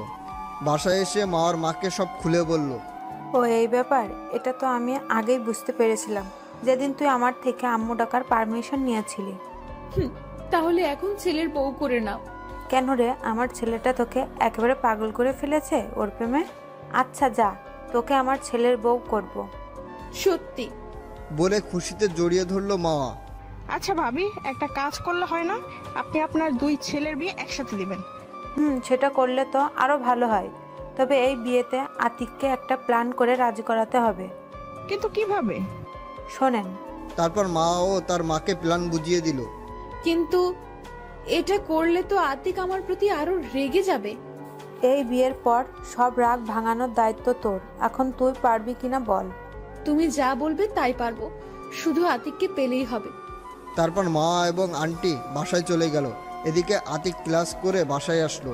বাসায় এসে দেখতে পায় মা বাবা দুইজনেই কি যেন কথা বলছে। আতিককে দেখেই থেমে গেল। তোর এই কাজটা করতে লজ্জা করলো না? ছি, তুই এত খারাপ। এ কি বাবা, আমি কি করেছি? তোমরা আমার সাথে এভাবে কথা বলছো কেন? কি করব মানে? তুমি কি জানো না মামা তোমার বাচ্চার মা হতে চলেছে, আর তুই বলছিস কিছু করিনি? কি কি এসব যাতা বলছো মা? আমি এসব কিছুই করিনি। চুপ বিয়াদব, অপরাধ করে আবার মিথ্যা বলা হচ্ছে। বাবা বিশ্বাস করো, আমি কিছু করিনি। চুপ, কোনো কথা বলবি না। সামনের সপ্তাহে তোর ভাইয়ের সাথে বিয়ে। বাবা, আমি এই বিয়ে করতে পারবো না। কি? বাবা প্লিজ বিশ্বাস করো, আমি কিছু করি নাই। আমরা তোমার এত কথা শুনতে চাই না। তুই যদি এই বিয়ে না করিস তাহলে আমাদের মান সম্মান কিছু থাকবে না। আমাদের গলায় দড়ি দিয়ে মরতে হবে। কি বলছো এসব তোমরা? ঠিকই বলছি। এখন তুই বিয়ে করবি কিনা বল। ওকে, আমাকে তোমরা বলির পাঠা করলে যাও, তোমাদের যা ইচ্ছা করো, আমি কিছু বলবো না। বলে রুমে চলে গেল আতিক। চলে যাওয়ার পর আতিকের বাবা ও মায়ের মধ্যে কথোপকথন। আমরা কাজটা কি ঠিক করছি? আরে তুমি চিন্তা করো না তো, ওর মাওয়ার উপর একটু অভিমান আছে, ভেঙে গেলেই শেষ। তুমি যতটা সহজভাবে বলছো ততটা সহজ না। আমরা ছেলেটার মন ভেঙে দিয়েছি মনে হয় না। এরপর আমাদের সাথে ঠিকভাবে কথা বলবে। একটু চিন্তার বিষয়। তবে আগে বিয়েটা হোক, তারপর ভেবে দেখব। এদিকে আতিক রুমে গিয়ে ভাবছে, মেয়েটা পেয়েছে কি আমাকে কি খেলার পুতুল মনে করে? এসব ভাবতে ভাবতে বিকেল হয়ে গেল। দুপুরে খায়নি আতিক। খেতে ডেকেছিল আতিকের মা। তারপর কে যেন দরজায় নক করলো। আতিক, দরজাটা খুলতো। তারপর গিয়ে দরজা খুলে দিল আতিক। কি শুনছিস সব? তোরও বিয়ে হবে নাকি আমার বিয়ের সাথে? মা বাবা তো বললো। কি হয়েছে আমাকে খুলে বলতো। তারপর আতিক তার ভাইয়াকে বলল, বাবা মা কি বলছে সবকিছু। তোমার মনে হয় কি আমি এসব কিছু করেছি? আমি জানি তুই এসব কিছু করিসনি। তখনই আতিকের ভাইয়ের ফোনে কল আসলো। আমি আসছি, তোর ভাবি ফোন দিয়েছে, এই ব্যাপারে ওর থেকে একটু পরামর্শ নেই। যাও। তারপর আতিক রুম থেকে বেরিয়ে বাইরে চলে আসলো। বাইরে এসে সবাইকে ফোন করে বের হতে বলে। চলে গেল আড্ডাখানায়। গিয়ে দেখে আনান দাঁড়িয়ে আছে, আর ওরা দুজন বাইক থেকে নামলো, আর সবাই বসলো সবাই আড্ডা দিতে। আতিক, তোর মুখটা আজকে এত শুকনো শুকনো লাগছে কেন? এমনি। কি হয়েছে প্লিজ আমাদের খুলে বল। শুনো, তাহলে সব বললাম। তার মানে তুই দুপুরে কিছুই খাসনি? চল খেতে চল। এখন দরকার নেই। শালা উঠ, তুই খাবি আর খেতে খেতে কথাও বলবো। তারপর সবাই একটা রেস্টুরেন্টে গেল, খাবার অর্ডার করে বসলো। দোস্ত, আমি বাসায় খাবার খাবো না, 1 মাস কিছু একটা ব্যবস্থা করতে হবে।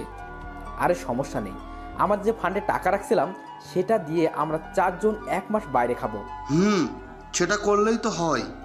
ভাই, ওইটা দিয়ে দূরে কোথাও ঘুরতে যেতে চেয়েছিলাম। শালা ঘোরাঘুরি পরে, আগে সমস্যা সমাধান করতে হবে। আচ্ছা, তোদের ইচ্ছা। দোস্ত, মামা আপুর ব্যবস্থা কি করবি? সেটা দেখতে থাকো। আপনারা কিসের টাকা বুঝেননি তো? এটা আতিকরা 4 বন্ধু মিলে টাকা রাখতো একসাথে সবাই মিলে দূরে ট্যুর করতে যাবে বলে, কিন্তু এখন সেই টাকাই খরচ করতে হচ্ছে। তারপর খেয়ে দিয়ে কিছুক্ষণ আড্ডা দিয়ে বাসায় গেল। বাসায় গিয়ে সোজা রুমে ঢুকলো। অবশ্যই মা জিজ্ঞেস করছিল কোথায় গিয়েছিল, কিন্তু আতিক কোনো উত্তর দেয়নি। এভাবে করতে করতে আতিকদের বিয়ে হয়ে গেল। ভাইয়া বাসর ঘরে ভাবের কাছে চলে গিয়েছে। আতিক এখনও মা বাবার সাথে কথা বলে না, খাবারও খায় না। বাবা মা আতিককে অনেক খেতে বলেছে, কিন্তু খায়নি। কোনো কথা বলতে এলেই এড়িয়ে চলেছে। আর মা প্রত্যেক দিন তো আসতো, কিন্তু আতিক কোনো কথা বলতো না। এগুলো ভাবছে, তখনই বাবা মা আতিকের সামনে আসলো। বাবা, মেয়েটা বাসর ঘরে একা বসে আছে, তুই যা এখন। আতিক কোনো কথা না বলে রুমে ঢুকলো। রুমে ঢুকে দেখতে পেল মা ঘোমটা দিয়ে বসে আছে। আতিক এসেছে টের পেয়ে বিছানা থেকে ওঠে, এসে সালাম করতে এলো। আতিক সরে গিয়ে ওয়াশরুমে চলে গেল। ওয়াশরুম থেকে বের হয়ে দেখে মা এখনও দাঁড়িয়ে আছে। সেটা দেখেও না দেখার ভান করে আতিক বিছানায় গিয়ে শুয়ে পড়ল। কিছুক্ষণ পর বুঝতে পারলো বিছানাতে কেউ শুয়েছে আর আতিকের পিছন থেকে জড়িয়ে ধরেছে। সাথে সাথেই পিছন থেকে হাতটা সরিয়ে উঠে পড়ল। মা উঠল। কি পেয়েছিস কি তুই? তোকে স্পর্শ না করা আমি এখন তোর পেটের সন্তানের বাবা?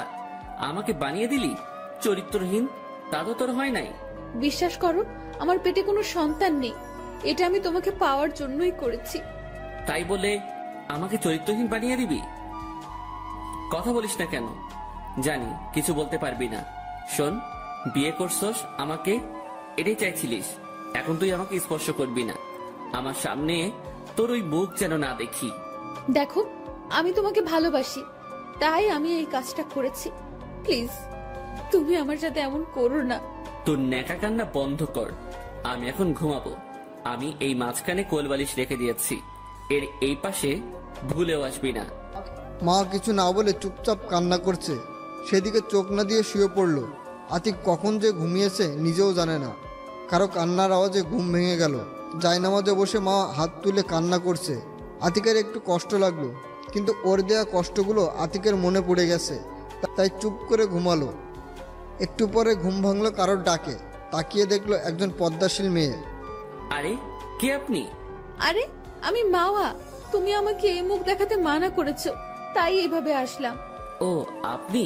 তা এভাবেও না আসলে খুশি হতাম। আমার তো আসতেই হবে। আর এই নিন চা। সরি, আমি চা খাই না। আপনি এখন যেতে পারেন। প্লিজ, আমার উপর রাগ খাবারের উপর কেন দেখাচ্ছ? তোকে এত কথা বলতে বলেছি? তোকে এখান থেকে যেতে বলছি না? তারপর মা মাথা নিচু করে চলে গেল। আতিক চলে গেল ফ্রেশ হতে। এদিকে মা আবার রান্নাঘরে গেল। কি আতিক চা নিয়েছে? না আম্মু, উল্টো আমাকে ঝাড়ি দিয়ে পাঠিয়ে দিয়েছে। বললাম যাস না ওর সামনে, তবুও গেলি। যাব না কেন? যেতে হবে। তোমার ছেলে যদি আমাকে মেরেও ফেলে, শেষ নিঃশ্বাস ত্যাগ করার আগ পর্যন্ত আমি ওর কাছে যাওয়ার চেষ্টা করব। ও আমার ছেলেকে এতটা ভালোবাসিস, তাহলে প্রথমে এমন করলি কেন? প্রথমে তোমার ছেলের ভালোবাসা বুঝতে পারিনি, তাই। এখন তোমার এর জন্য অনেক কষ্ট করতে হবে। তাই তো করছি আমি। ও তোমার ভালোবাসায় অনেক কষ্ট পেয়েছে, তা আমি ওর সাথে কথা বলে বুঝতে পেরেছি। তাই তোমাকে ওর ভালোবাসা পেতে হলে অনেক কষ্ট করতে হবে। আচ্ছা ভাবি, আপনি একটু হেল্প করেন আমাকে। আমি তোমার সাথে সব সময় আছি। থ্যাঙ্কস ভাবি। ওয়েলকাম। তবে আমার দেবরটাকে কষ্ট দিতে পারবে না কখনো। হয়েছে, তোদের এদিকে রান্না হয়ে গেছে, এখন এগুলো খাবার টেবিলে নিয়ে যা। আরে, আমাদের তো খেয়ালই নেই। খাও দাও। মা, আমাকেও দিন। আপনি আমাকে রান্নায় সাহায্য করতে দেননি। ও, তুই আমাকে আপনি করে বলছিস কেন? তোরা আমার মেয়ে, তাই সবসময় আমাকে আম্মু ডাকবি এবং তুমি করে কথা বলবি। আচ্ছা আম্মু।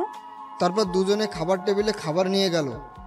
ওদের খাবার নেওয়া দেখে বাবা আর ভায়া খাবার টেবিলে চলে আসলো। এদিকে আতিক ওয়াশরুম থেকে বের হয়ে কিছুক্ষণ ফোন টিপলো, তারপর রেডি হয়ে নিচেই বের হলো কলেজে যাওয়ার জন্য। ও, তুমি এসে পড়েছো? আমি এক্ষুনি ডাকতে যাচ্ছিলাম। আতিক কিছু না বলে হাঁটা ধরলো। ওই দাঁড়া। বলো। কোথায় যাচ্ছিস এখন? কলেজে যাব, কাজ আছে। আজকে তোর কলেজে যাওয়ার দরকার নেই, আজকে নিজুমদের বাসায় যাব। তুই আর মাওয়া আমাদের সাথে যাবি, আর তারপর এসে আমি আর নিজুম মাওয়াদের বাসায় যাব। ভাইয়া, আমার দ্বারা এসব হবে না। মানে?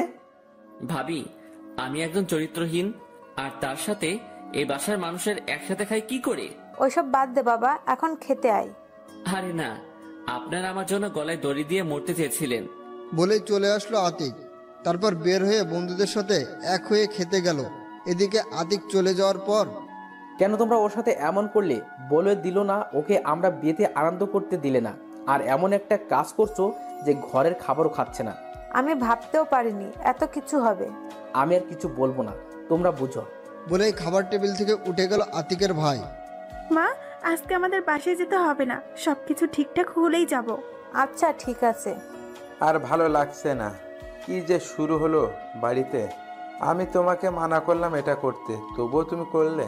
আমি করেছি, এটা আমিই ঠিক করব। বলেই কিছু না খেয়ে চলে গেল আতিকের মা। তারপর সবাই না খেয়ে চলে গেল, আর মা তো আতিক বের হওয়ার সাথে সাথেই রুমে চলে গেছে। কিছুক্ষণ কেঁদে কলেজে যাওয়ার জন্য বের হলো, তখনই দেখে সবাই একসাথে সোফায় বসে আছে। কোথায় যাচ্ছিস সেভাবে? সকালেও দেখলাম, পর্দা করছিস নাকি? এখন থেকে করব, আর এখন কলেজে যাচ্ছি। আজকে যাওয়ার দরকার নেই, কিছুই তো খাওয়াস নাই।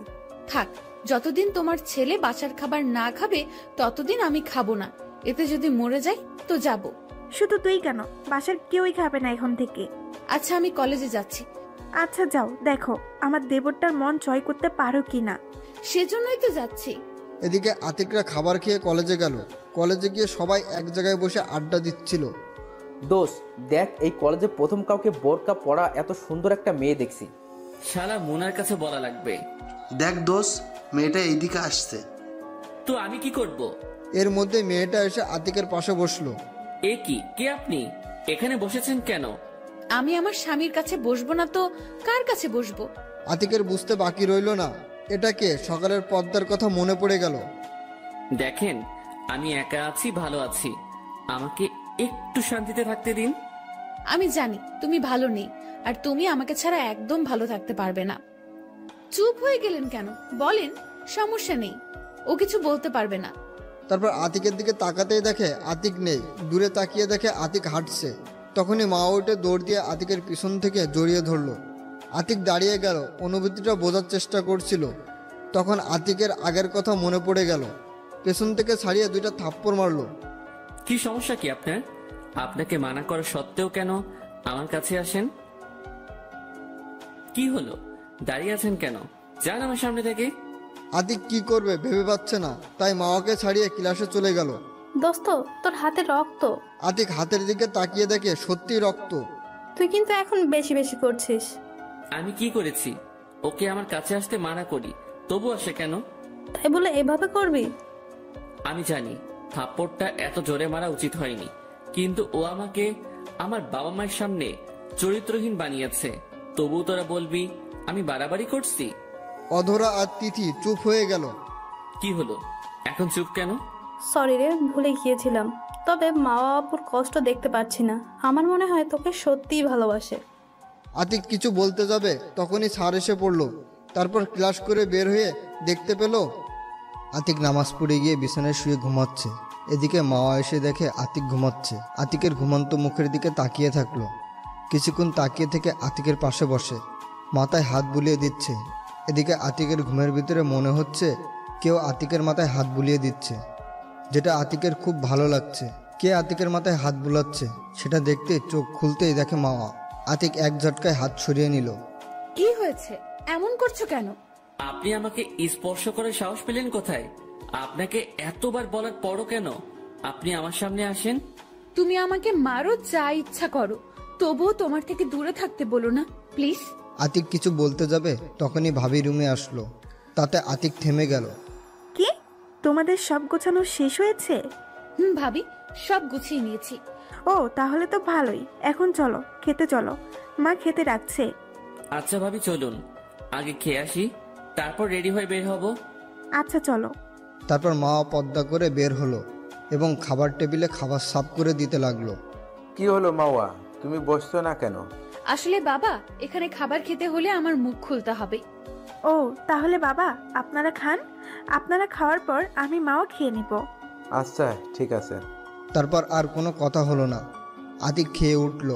তারপর মা আর আতিকের ভাবি খেলো। আতিক রুমে ছিল। রুমে গিয়ে ফ্রেশ হয়ে বের হলো রেডি হওয়ার জন্য।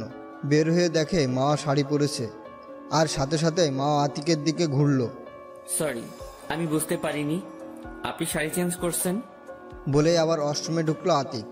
আরে আরে, আমি কি তোমায় কিছু বলেছি? এমন ভাব করছে যেন কিছু পর স্ত্রীর শরীর দেখছে। আতিক না শুনে চলে গিয়েছিল। কিছুক্ষণ পর এই যে আমার হয়ে গেছে, এখন তুমি বের হতে পারো। আতিক বের হয়ে ওর দিকে তাকালো। আকাশি কালারের শাড়িতে ওকে অনেক সুন্দর লাগছিল। ইচ্ছে করছিল তাকিয়ে থাকতে, কিন্তু আবার কি যেন মনে করে তাকালো না আতিক। তারপর আতিক একটা নীল শার্ট পরে রেডি হলো। তারপর মাওয়া নীল শার্ট পরতে দেখে ও একটা নীল বোরকা পরেছে। তারপর আতিক হাতে ব্যাগ নিয়ে নিচে আসলো। নিচে এসে দেখে ভাবি আর ভাইয়া রেডি হয়ে নিচে বসে আছে। আয়, তোদের জন্য অপেক্ষা করছিলাম। চলো, এসে গেছি। তাড়াতাড়ি চল, 9টায় বাস ছাড়বে। তারপর আতিকের মা বাবা ও আঙ্কেল আন্টিকে বলে বের হলো। তারপর রিক্সা নিয়ে বাস স্ট্যান্ডে গেল আর বাসের টিকিট বুকিং করে সিটে বসলো। আতিক বসার আগে মা জানালার পাশে বসলো। আতিক কিছু বলল না। আর আতিকের ভাইয়ারা আতিকদের সামনে সিটে বসেছে এবং তার পাশে বসলো। কিছুক্ষণের মধ্যে বাস ছেড়ে দিল। আতিক কানে হেডফোন দিয়ে গান শুনতে শুরু করলো, কিন্তু সেটা বেশিক্ষণ সম্ভব হলো না। মা আতিকের কান থেকে হেডফোন খুলে দিল। কি হলো, হেডফোন খুললেন কেন? হেডফোন খুলবো না তো কি করব? আমি যে তোমার পাশে বসে তাতে তোমার বিন্দু মাত্র আক্ষেপ নেই। শোনেন, আমার উপর রাগ দেখে লাভ নেই। আমি আপনার রাগকে পরোয়া করি না। তা করবে কেন? ফেসবুকে মেয়েরা কমেন্ট করে, গল্পে তারা আছে, আমাকে দিয়ে কি করবে? শুনুন, আমি আপনাকে আগেই বলেছি আপনাকে আমার প্রয়োজন নেই। আর আমার ফেসবুকে আমার গল্প যারা কমেন্ট করে, আমি তাদের বোনের মতো সম্মান করি। জানি তো। শোনো, আমার সাথে একটু গল্প করলে কি হয়? দেখো ভাবিরা কত রোমান্টিক ভাবে তাদের ট্রাভেলটা এনজয় করছে। এসব আমার সাথে করতে আসবেন না, ওকে? আমাকে একটু শান্তিতে থাকতে দিন। মা আর কিছু করলো না, শুধু আতিকের দিকে তাকিয়ে আছে আর চিন্তা করছে। এই কি সেই আতিক যে আমার শত অপমান সহ্য করেও আমার পিছু পড়েছিল? এই কি সেই আতিক যে আমার ভালোবাসা পাওয়ার জন্য কত থাপ্পড় খেয়েছে আর এখন আমাকে দেখতেই পারছে না? না, ওর উপর অনেক অত্যাচার করেছি, তাই আমাকে ওর দেওয়া কষ্ট সব সহ্য করতে হবে। এটা ভাবতে ভাবতে কেঁদে দিল মা। এদিকে আতিক গান শোনা অবস্থায় মার দিকে তাকাতেই দেখে কাঁদছে। আতিক ভাবতে লাগলো, এতটুকুতেই এই অবস্থা? আর আমাকে কত কষ্ট দিয়েছে। কাঁদো কাঁদো, তোমাকে আরো অনেক কষ্ট সহ্য করতে হবে। তারপর বিকেলবেলা বাস পৌঁছে গেল। ভাবি, আপনার কোনো বোন আছে? আছে, কেন? একটু লাইন মারতে হবে না? আচ্ছা বাড়ি চল, তারপর লাইন মারিস। কিসের লাইন মারবে ভাবি? তোমার বোন যদি ওর আশেপাশে আসে না, তাইলে কিন্তু একেবারে মেরে ফেলবো। হয়েছে, থাক, এখন চল। আমি রিক্সা নিয়ে এসেছি এবং যা যা লাগবে তাও নিয়ে এসেছি। তারপর আতিক আর মাওয়া একটা রিক্সা এবং ভাইয়া ভাবিকে একটা রিক্সায় উঠালো। কিছুক্ষণের মধ্যে নানা বাড়ি পৌঁছে গেল। তারপর তাদের সাথে কথা বলে রিক্সা আবার নিয়ে চলে গেল ভাবিদের বাসার সামনে। রিক্সা থেকে নামার পরে মা আতিকের হাত ধরলো। এ কি, হাত ধরছেন কেন? আপনি হাত ছাড়ুন।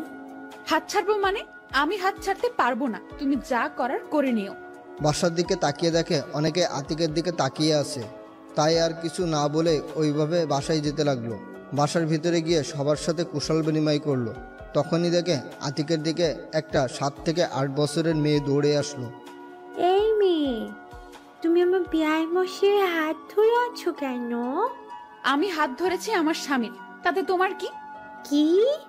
ওসব স্বামী টামি হবে না, এখন আমি বিয়াইয়ের সাথে প্রেম করব। ওই মেয়ে চুপ! তোর বয়স কত যে আমার স্বামীর সাথে প্রেম করতে চাস? ওই একদম আমার সাথে রাগ দেখাবে না, ওর হাত ছাড়ো। বলেই জোর করে হাত ছাড়িয়ে নিল মেয়েটা। ওই চুপ, একদম চুপ। কোনো কথা বলবে না।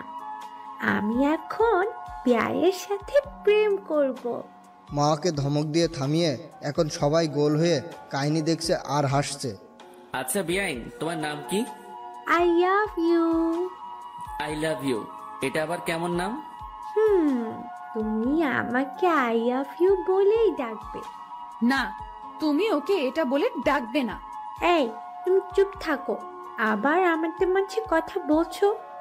দেখছো না বড় কথা বলছি? আর তুমি জানো না বড়দের মাঝে ছোটদের কথা বলতে নেই? আই পুচকি, তুই আমার থেকে বড়? আমার বয়স 7 বছর। দেখো না তোমার স্বামীর সাথে প্রেম করছি, আর তোমাকে ডিভোর্স দিয়ে আমাকে বিয়ে করবে। কি? এত অবাক হওয়ার কিছু নেই। আচ্ছা, আমার আই লাভ ইউ তোমার আসল নাম কি? বলেই মেয়েটাকে কোলে নিল আতিক। আমার নাম নদী ওরফে তোমার আই লাভ ইউ। হয়েছে নদী, তোর আই লাভ ইউকে ছাড়, না হলে ওই মেয়েটা তোর আই লাভ ইউকে মারবে। কি এত বড় সাহস! শোনো, আই লাভ ইউ ওই মেয়েটা তোমাকে কিছু বলে, তাই তোমাকে বলবে আমি সব চুল ছিঁড়ে ফেলবো। মা রাগি চোখে তাকালো নদীর দিকে। আচ্ছা আই লাভ ইউ, এখন আমাকে তোমার রুমে নিয়ে যাও। আমি এত দূর জানি করে এসেছি, আমার ক্লান্ত লাগছে। কি বলো এসব? তাড়াতাড়ি রুমে চলো, তোমার শরীর খারাপ, আমাকে আগে বলবে না? মা রাগি চোখে আতিকের কাহিনী দেখছে। আচ্ছা চলো, আমি তোমাদের রুমে নিয়ে যাচ্ছি। বলে মাকে ইশারায় আসতে বলে হাঁটা ধরলো রুমের দিকে। তারপর আতিক ভাবির পিছনে পিছনে রুমে গেল। সত্যি শরীরটা ক্লান্ত লাগছে তার। আচ্ছা আই লাভ ইউ, এখন আমি একটু ঘুমাবো, তুমি এখন যাও, বিকেলে তোমাকে নিয়ে কালকে ঘুরতে যাব। আচ্ছা তুমি ঘুমাও, আমি তোমার মাথায় হাত বুলিয়ে দিচ্ছি। থাক, তার আর দরকার নেই, তুমি যাও। আচ্ছা ঠিক আছে, যাচ্ছি। আর হ্যাঁ, তোমাকে যেন আমার আই লাভ ইউ এর পাশে না দেখি। মা নিশ্চুপ রাগি চোখে তাকিয়ে আছে। তারপর নদী চলে গেল রুম থেকে। তখন মা আসলো আতিকের কাছে। ওর সাথে এরকম ব্যবহার না করলে হতো না? আমি আমার যা ইচ্ছা তাই করব, সেটা আপনাকে জিজ্ঞাসা করতে হবে না। আচ্ছা, আমাকে বলতে হবে না, তুমি অসুস্থ, শুয়ে পড়ো, আমি মাথায় হাত বুলিয়ে দিচ্ছি। না থাক, তার আর দরকার হবে না, আমি আমার মতো থাকতে পারবো। মা কিছু বলতে যাবে তার আগে আতিকের ভাবি রুমে আসলো, হাতে ট্রেতে কিছু নাস্তা নিয়ে। আতিক, এই শরবতটুকু খেয়ে নাস্তাটা করে নে, শরীর ভালো লাগবে। আরে ভাবি, এসবের কি দরকার ছিল? তুই চুপ থাক। মাওয়া, আয় এখানে বস, তারপর দুজনে নাস্তা কর। আচ্ছা ভাবি। বলে আতিকের পাশে এসে বসলো মাওয়া। তারপর দুজনে নাস্তা করার পর তাই ফোনটা হাতে নিয়ে বসে ফেসবুকে ঢুকলো আতিক। তারপর কিছুক্ষণ বন্ধুদের সাথে চ্যাটিং করে আইডি লগ আউট করে নিচে গেল আতিক। তখনই মা আতিকের পিছনে নিচে আসলো। আতিককে দেখে নদী দৌড়ে আতিকের কাছে আসলো। আই লাভ ইউ, তোমার শরীরটা এখন কেমন আছে? আই লাভ ইউ, আমার শরীরটা এখন ভালো আছে। বলে নদীকে কোলে নিল আতিক। তারপর সবাই মিলে কিছুক্ষণ আড্ডা দিল। তবে মার মনটা খারাপ ছিল, কিন্তু আতিক কিছু বলেনি। আড্ডা শেষে ভাবি সবাইকে খাবার টেবিলে নিয়ে গেল। আতিক ভাইয়া, তালুই এবং ভাবির কিছুর আত্মীয় টেবিলে বসেছিল। মা বসেনি, কারণ ভাবির সাথে খাবে। টেবিলে খাবারের দিকে তাকিয়ে তো মাথা নষ্ট হয়ে গেছে। ভালোই হয়েছে, ভাইয়ার সাথে এসে এখন আতিকও জামাইয়ের মতো খেতে পারবে। তারপর সবাই খাওয়া শুরু করলো। আতিক যতই না করছে, তবুও ভাবি আতিকের খাবার দিয়েই যাচ্ছে। যাই হোক, অনেক কষ্টে খাবার খেলো আতিক। আরে বাবা, এতে এই অবস্থা, কালকে থেকে আরো বেশি কিছু আয়োজন করা হবে। কি বলছেন এসব? তালি, আমি তো কিছু খেয়েছি, আর ভাইয়া তো কিছুই খাচ্ছে না ঠিক মতো। তাই তো হাবিব বাবা, তুমি ঠিক মতন খাও, এত লজ্জা পেতে হবে না, এটা তো তোমারও বাড়ি। জি বাবা। তারপর আতিক আর আতিকের ভাইয়া খাবার শেষ হলো। এরপর দুজনে উঠলো। আতিক ভাইকে বলে রুমে চলে আসলো, আর সেও রুমে গেল। আতিক বিছানায় বসে এফবি চালাচ্ছিল। তখনই নদী আতিকের রুমে আসলো। কি করছো আই লাভ ইউ? এই তো কিছু না, এমনি বসে আছি। ও, আমি কার্টুন দেখবো, আমাকে কার্টুন দেখাও। আচ্ছা আসো, আমি দেখাচ্ছি। তারপর কিছু কার্টুন নামিয়ে দিল আতিক। আতিক পাশে বসে সেগুলো দেখছে। কিছুক্ষণ পর মা আসলো। এই, তুমি এখানে করো কি? যাও, রুমে যাও। আই মে, তুই যাবি এ রুম থেকে? একদম আমার মেজাজ গরম করবি না। আমি এখানেই ঘুমাবো, দেখি তুমি আমার কি করতে পারো। বলে আতিকের গলা ধরে শুয়ে পড়ল। এটা দেখে মা রেগে আগুন। ও আজ পর্যন্ত আতিকের গলা ধরতে পারেনি, আর সেখানে এই পিচ্চি মেয়ে। কি বললি তুই? আর তুই গলা ধরলি কেন? ছাড় বলছি। বলে আতিকের দিকে এগিয়ে আসলো মা। আরে আরে থামুন। না, আমি থামবো না। ওকে তোমার গলা ছাড়তে বলো। আরে আপনি কি পাগল নাকি? ওর মতো বাচ্চা মেয়ের সাথে এরকম ব্যবহার করছেন? আরে নদী, অনেক হয়েছে, এখন আসো। আচ্ছা, আমি আসছি। বলেই রুমে চলে গেল নদী। মা তারপর দৌড়েই বিছানার উপর উঠে আতিকের গলা জড়িয়ে ধরল। আতিকের মেজাজটা গরম হয়ে গেল, সাথে সাথে এক ধাক্কা দিল। মা আতিকের ধাক্কার তাল সামলাতে না পেরে পড়েই পায়ে ব্যথা পেল। পা থেকে হালকা রক্ত বেরোচ্ছে। মা উঠে দাঁড়াতে পারছে না, তবুও উঠে ছলছল চোখে আতিকের দিকে তাকালো, যেটা থেকে আতিকের খারাপ লাগলো। আতিক ওকে কিছু বলতে যাবে, তার আগেই উঠে বিছানার উপর শুয়ে পড়ল মা। সরি, আসলে আমি বুঝতে পারিনি। আরে সমস্যা নেই, তুমি ঘুমাও। দেখি এখন একটু রক্ত বেশি বের হচ্ছে। তারপর আতিকের ভাইয়াকে কল দিল। ভাইয়া, ভাবি কোথায়? কেন? ও তো এখনো নিচে। আচ্ছা ভাইয়া, ফোন করে আমাদের রুমে একটু আসতে বলো। কেন, কি হয়েছে? মামা একটু অসুস্থ হয়ে পড়েছে। আচ্ছা, বলছি। তারপর ফোন কেটে আতিক কিছুক্ষণের মধ্যে ভাবি চলে আসলো। কি হয়েছে মামার? কি বলছো না কেন? আসলে ভাবি ওয়াশরুম থেকে বের হওয়ার সময় দরজার লেগে পা কেটে গেছে। আরে এত বেখেয়ালি হলে হয়? দেখে শুনে চলাফেরা করবে তো। বলে রুম থেকে বের হলো আতিকের ভাবি। তারপর হাতে একটা বক্স নিয়ে আসলো। তারপর তুলা দিয়ে রক্ত মুছে ড্রেসিং করে ব্যান্ডেজ করিয়ে দিল। তারপর ভাবি সতর্কভাবে চলতে বলে রুম থেকে চলে গেল। আতিক ভাবতে লাগলো, না, মেয়েটার সাথে এখন একটু বেশি করে ফেলেছি। এখন মেনে নিতে হবে, না হলে আমার পাঠকরা আমাকে মেরে ফেলবে। কিন্তু কিভাবে মানাবো? এগুলো ভাবতে ভাবতে মার কাছে গেল আতিক। ওর পায়ের কাছে গিয়ে শাড়িটা হালকা উঠিয়ে হাঁটুর নিচে ওর ক্ষতস্থানের উপর হাত রাখলো আতিক। ব্যথা বেশি পেয়েছো? আমি বুঝতে পেরেছি। আমি সত্যি খুব দুঃখিত। না থাক, ঠিক আছে, সমস্যা নেই। রাগ করতে পারো আমার উপর, কিন্তু আমার কিছু করার নেই। আতিকের কথা শুনে মা আর কিছু বলল না, আর আতিকও কিছু না বলে ওর পাশে শুয়ে পড়ল। এভাবে ভাবিদের বাড়ি আরও একদিন থেকে বাসায় চলে আসলো। এই কয়েকদিনে মার সাথে আগের মতোই ব্যবহার করেছে, তবুও নীলর্জের মতো আতিকের কাছে আসতে চাইতো। যাই হোক, আতিক বাসায় আসলো বিকেলবেলা। তারপর ভাবি মাকে রুমে নিয়ে গেল, কারণ ওর পায়ে অনেক ব্যথা আছে। আতিক বাসায় যাওয়ার পরে মা আতিকের রুমে ডাকলো। তারপর আতিক রুমে গিয়ে ফ্রেশ হয়ে মায়ের কাছে গেল। আসার সময় মা জিজ্ঞেস করেছিল কোথায় যাচ্ছে, কিন্তু আতিক উত্তর না দিয়ে চলে এসেছে। এসেই মায়ের রুমে প্রবেশ করেই দেখে বাবাও আছে। কিসের জন্য ডেকেছো মা? ও, তুই এসে গেছিস? আয় এখানে বস। এখন বলো। আমি জানি বাবা, মাওয়ার সাথে তোর সম্পর্ক এখনো ঠিক হয়নি, এবং ওর পায়ের ব্যথার পিছনে তোরই হাত আছে, হয়তো অনিচ্ছাকৃত। আতিক মাথা নিচু করে দাঁড়িয়ে আছে। শোনো বাবা, আসলে মাওয়া তোমার বউ করার ইচ্ছে ছিল তোর মায়ের, কিন্তু একই মেয়ে মাওয়া তোর সাথে অনেক খারাপ ব্যবহার করেছিল। তবে তোর ভালোবাসা পরে বুঝতে পারে, তবে তুই মেনে নিসনি। তাই মাওয়া আমাদের কাছে এসে অনেক কান্নাকাটি করে। তাই তোর মা প্ল্যান করে তোদের বিয়ে দেয়। মানে এটাই, মাওয়া তোকে এভাবে বিয়ে করতে চায়নি, তবে আমি জোর করে তোদের এভাবে বিয়ে দিই। মাওয়া আমাকে মানা করেছিল, কিন্তু আমি শুনিনি। আতিক তো অবাক, তাহলে মার সম্পূর্ণ নির্দোষ? বাবা, আসলে মাওয়ার কোনো দোষ নেই, তুই ওকে মেনে নে। বাবা, যা দোষ করার আমি করেছি, তুই আমাকে যা শাস্তি দেওয়ার দিতে পারিস। আরে মা, এসব কি বলছো তুমি? যা হওয়ার ভালোই হয়েছে। আমি মাওয়াকে ছাড়া বাঁচতাম নাকি? ওকে বাবা, তুই মেয়েটাকে কষ্ট দিস না আর। আচ্ছা, আমি তাহলে এখন যাই বাবা। আচ্ছা, যা। আতিক যখনই বের হতে যাবে তখনই দেখে আতিকের ভাবি দরজার কাছে দাঁড়ানো। আরে আসতে যা, বউ কেউ নিয়ে যাবে না। তবুও যেতে হবে। শোন, একটু রোমান্টিক ভাবে কাজ করিস। আচ্ছা। বলে রুমের দিকে গেল আতিক। রুমে গিয়ে দেখে মা মন খারাপ করে বসে আছে। আতিক কিভাবে শুরু করবে বুঝতে পারছে না। কি করছো? এখন পায়ে ব্যথা কমেছে? মা ছলছল চোখে আতিকের দিকে অবাক পানে তাকিয়ে আছে। অবাক হবার কিছু নেই, আমার সোনা বউ। বলেই গালে একটা কিস করলো আতিক। মা এবার কেঁদে দিল। আতিক মাকে উঠিয়ে আতিকের কোলে বসালো। কি হয়েছে, কাঁদছো কেন? তুমি এত রোমান্টিক হলে কিভাবে? তুমি তো আমাকে চোখেই দেখতে পারো না। আরে ওটা তো এতদিন ভুল করছি, তুমি আমাকে ক্ষমা করে দাও। আমি না জেনে তোমাকে কষ্ট দিয়েছি।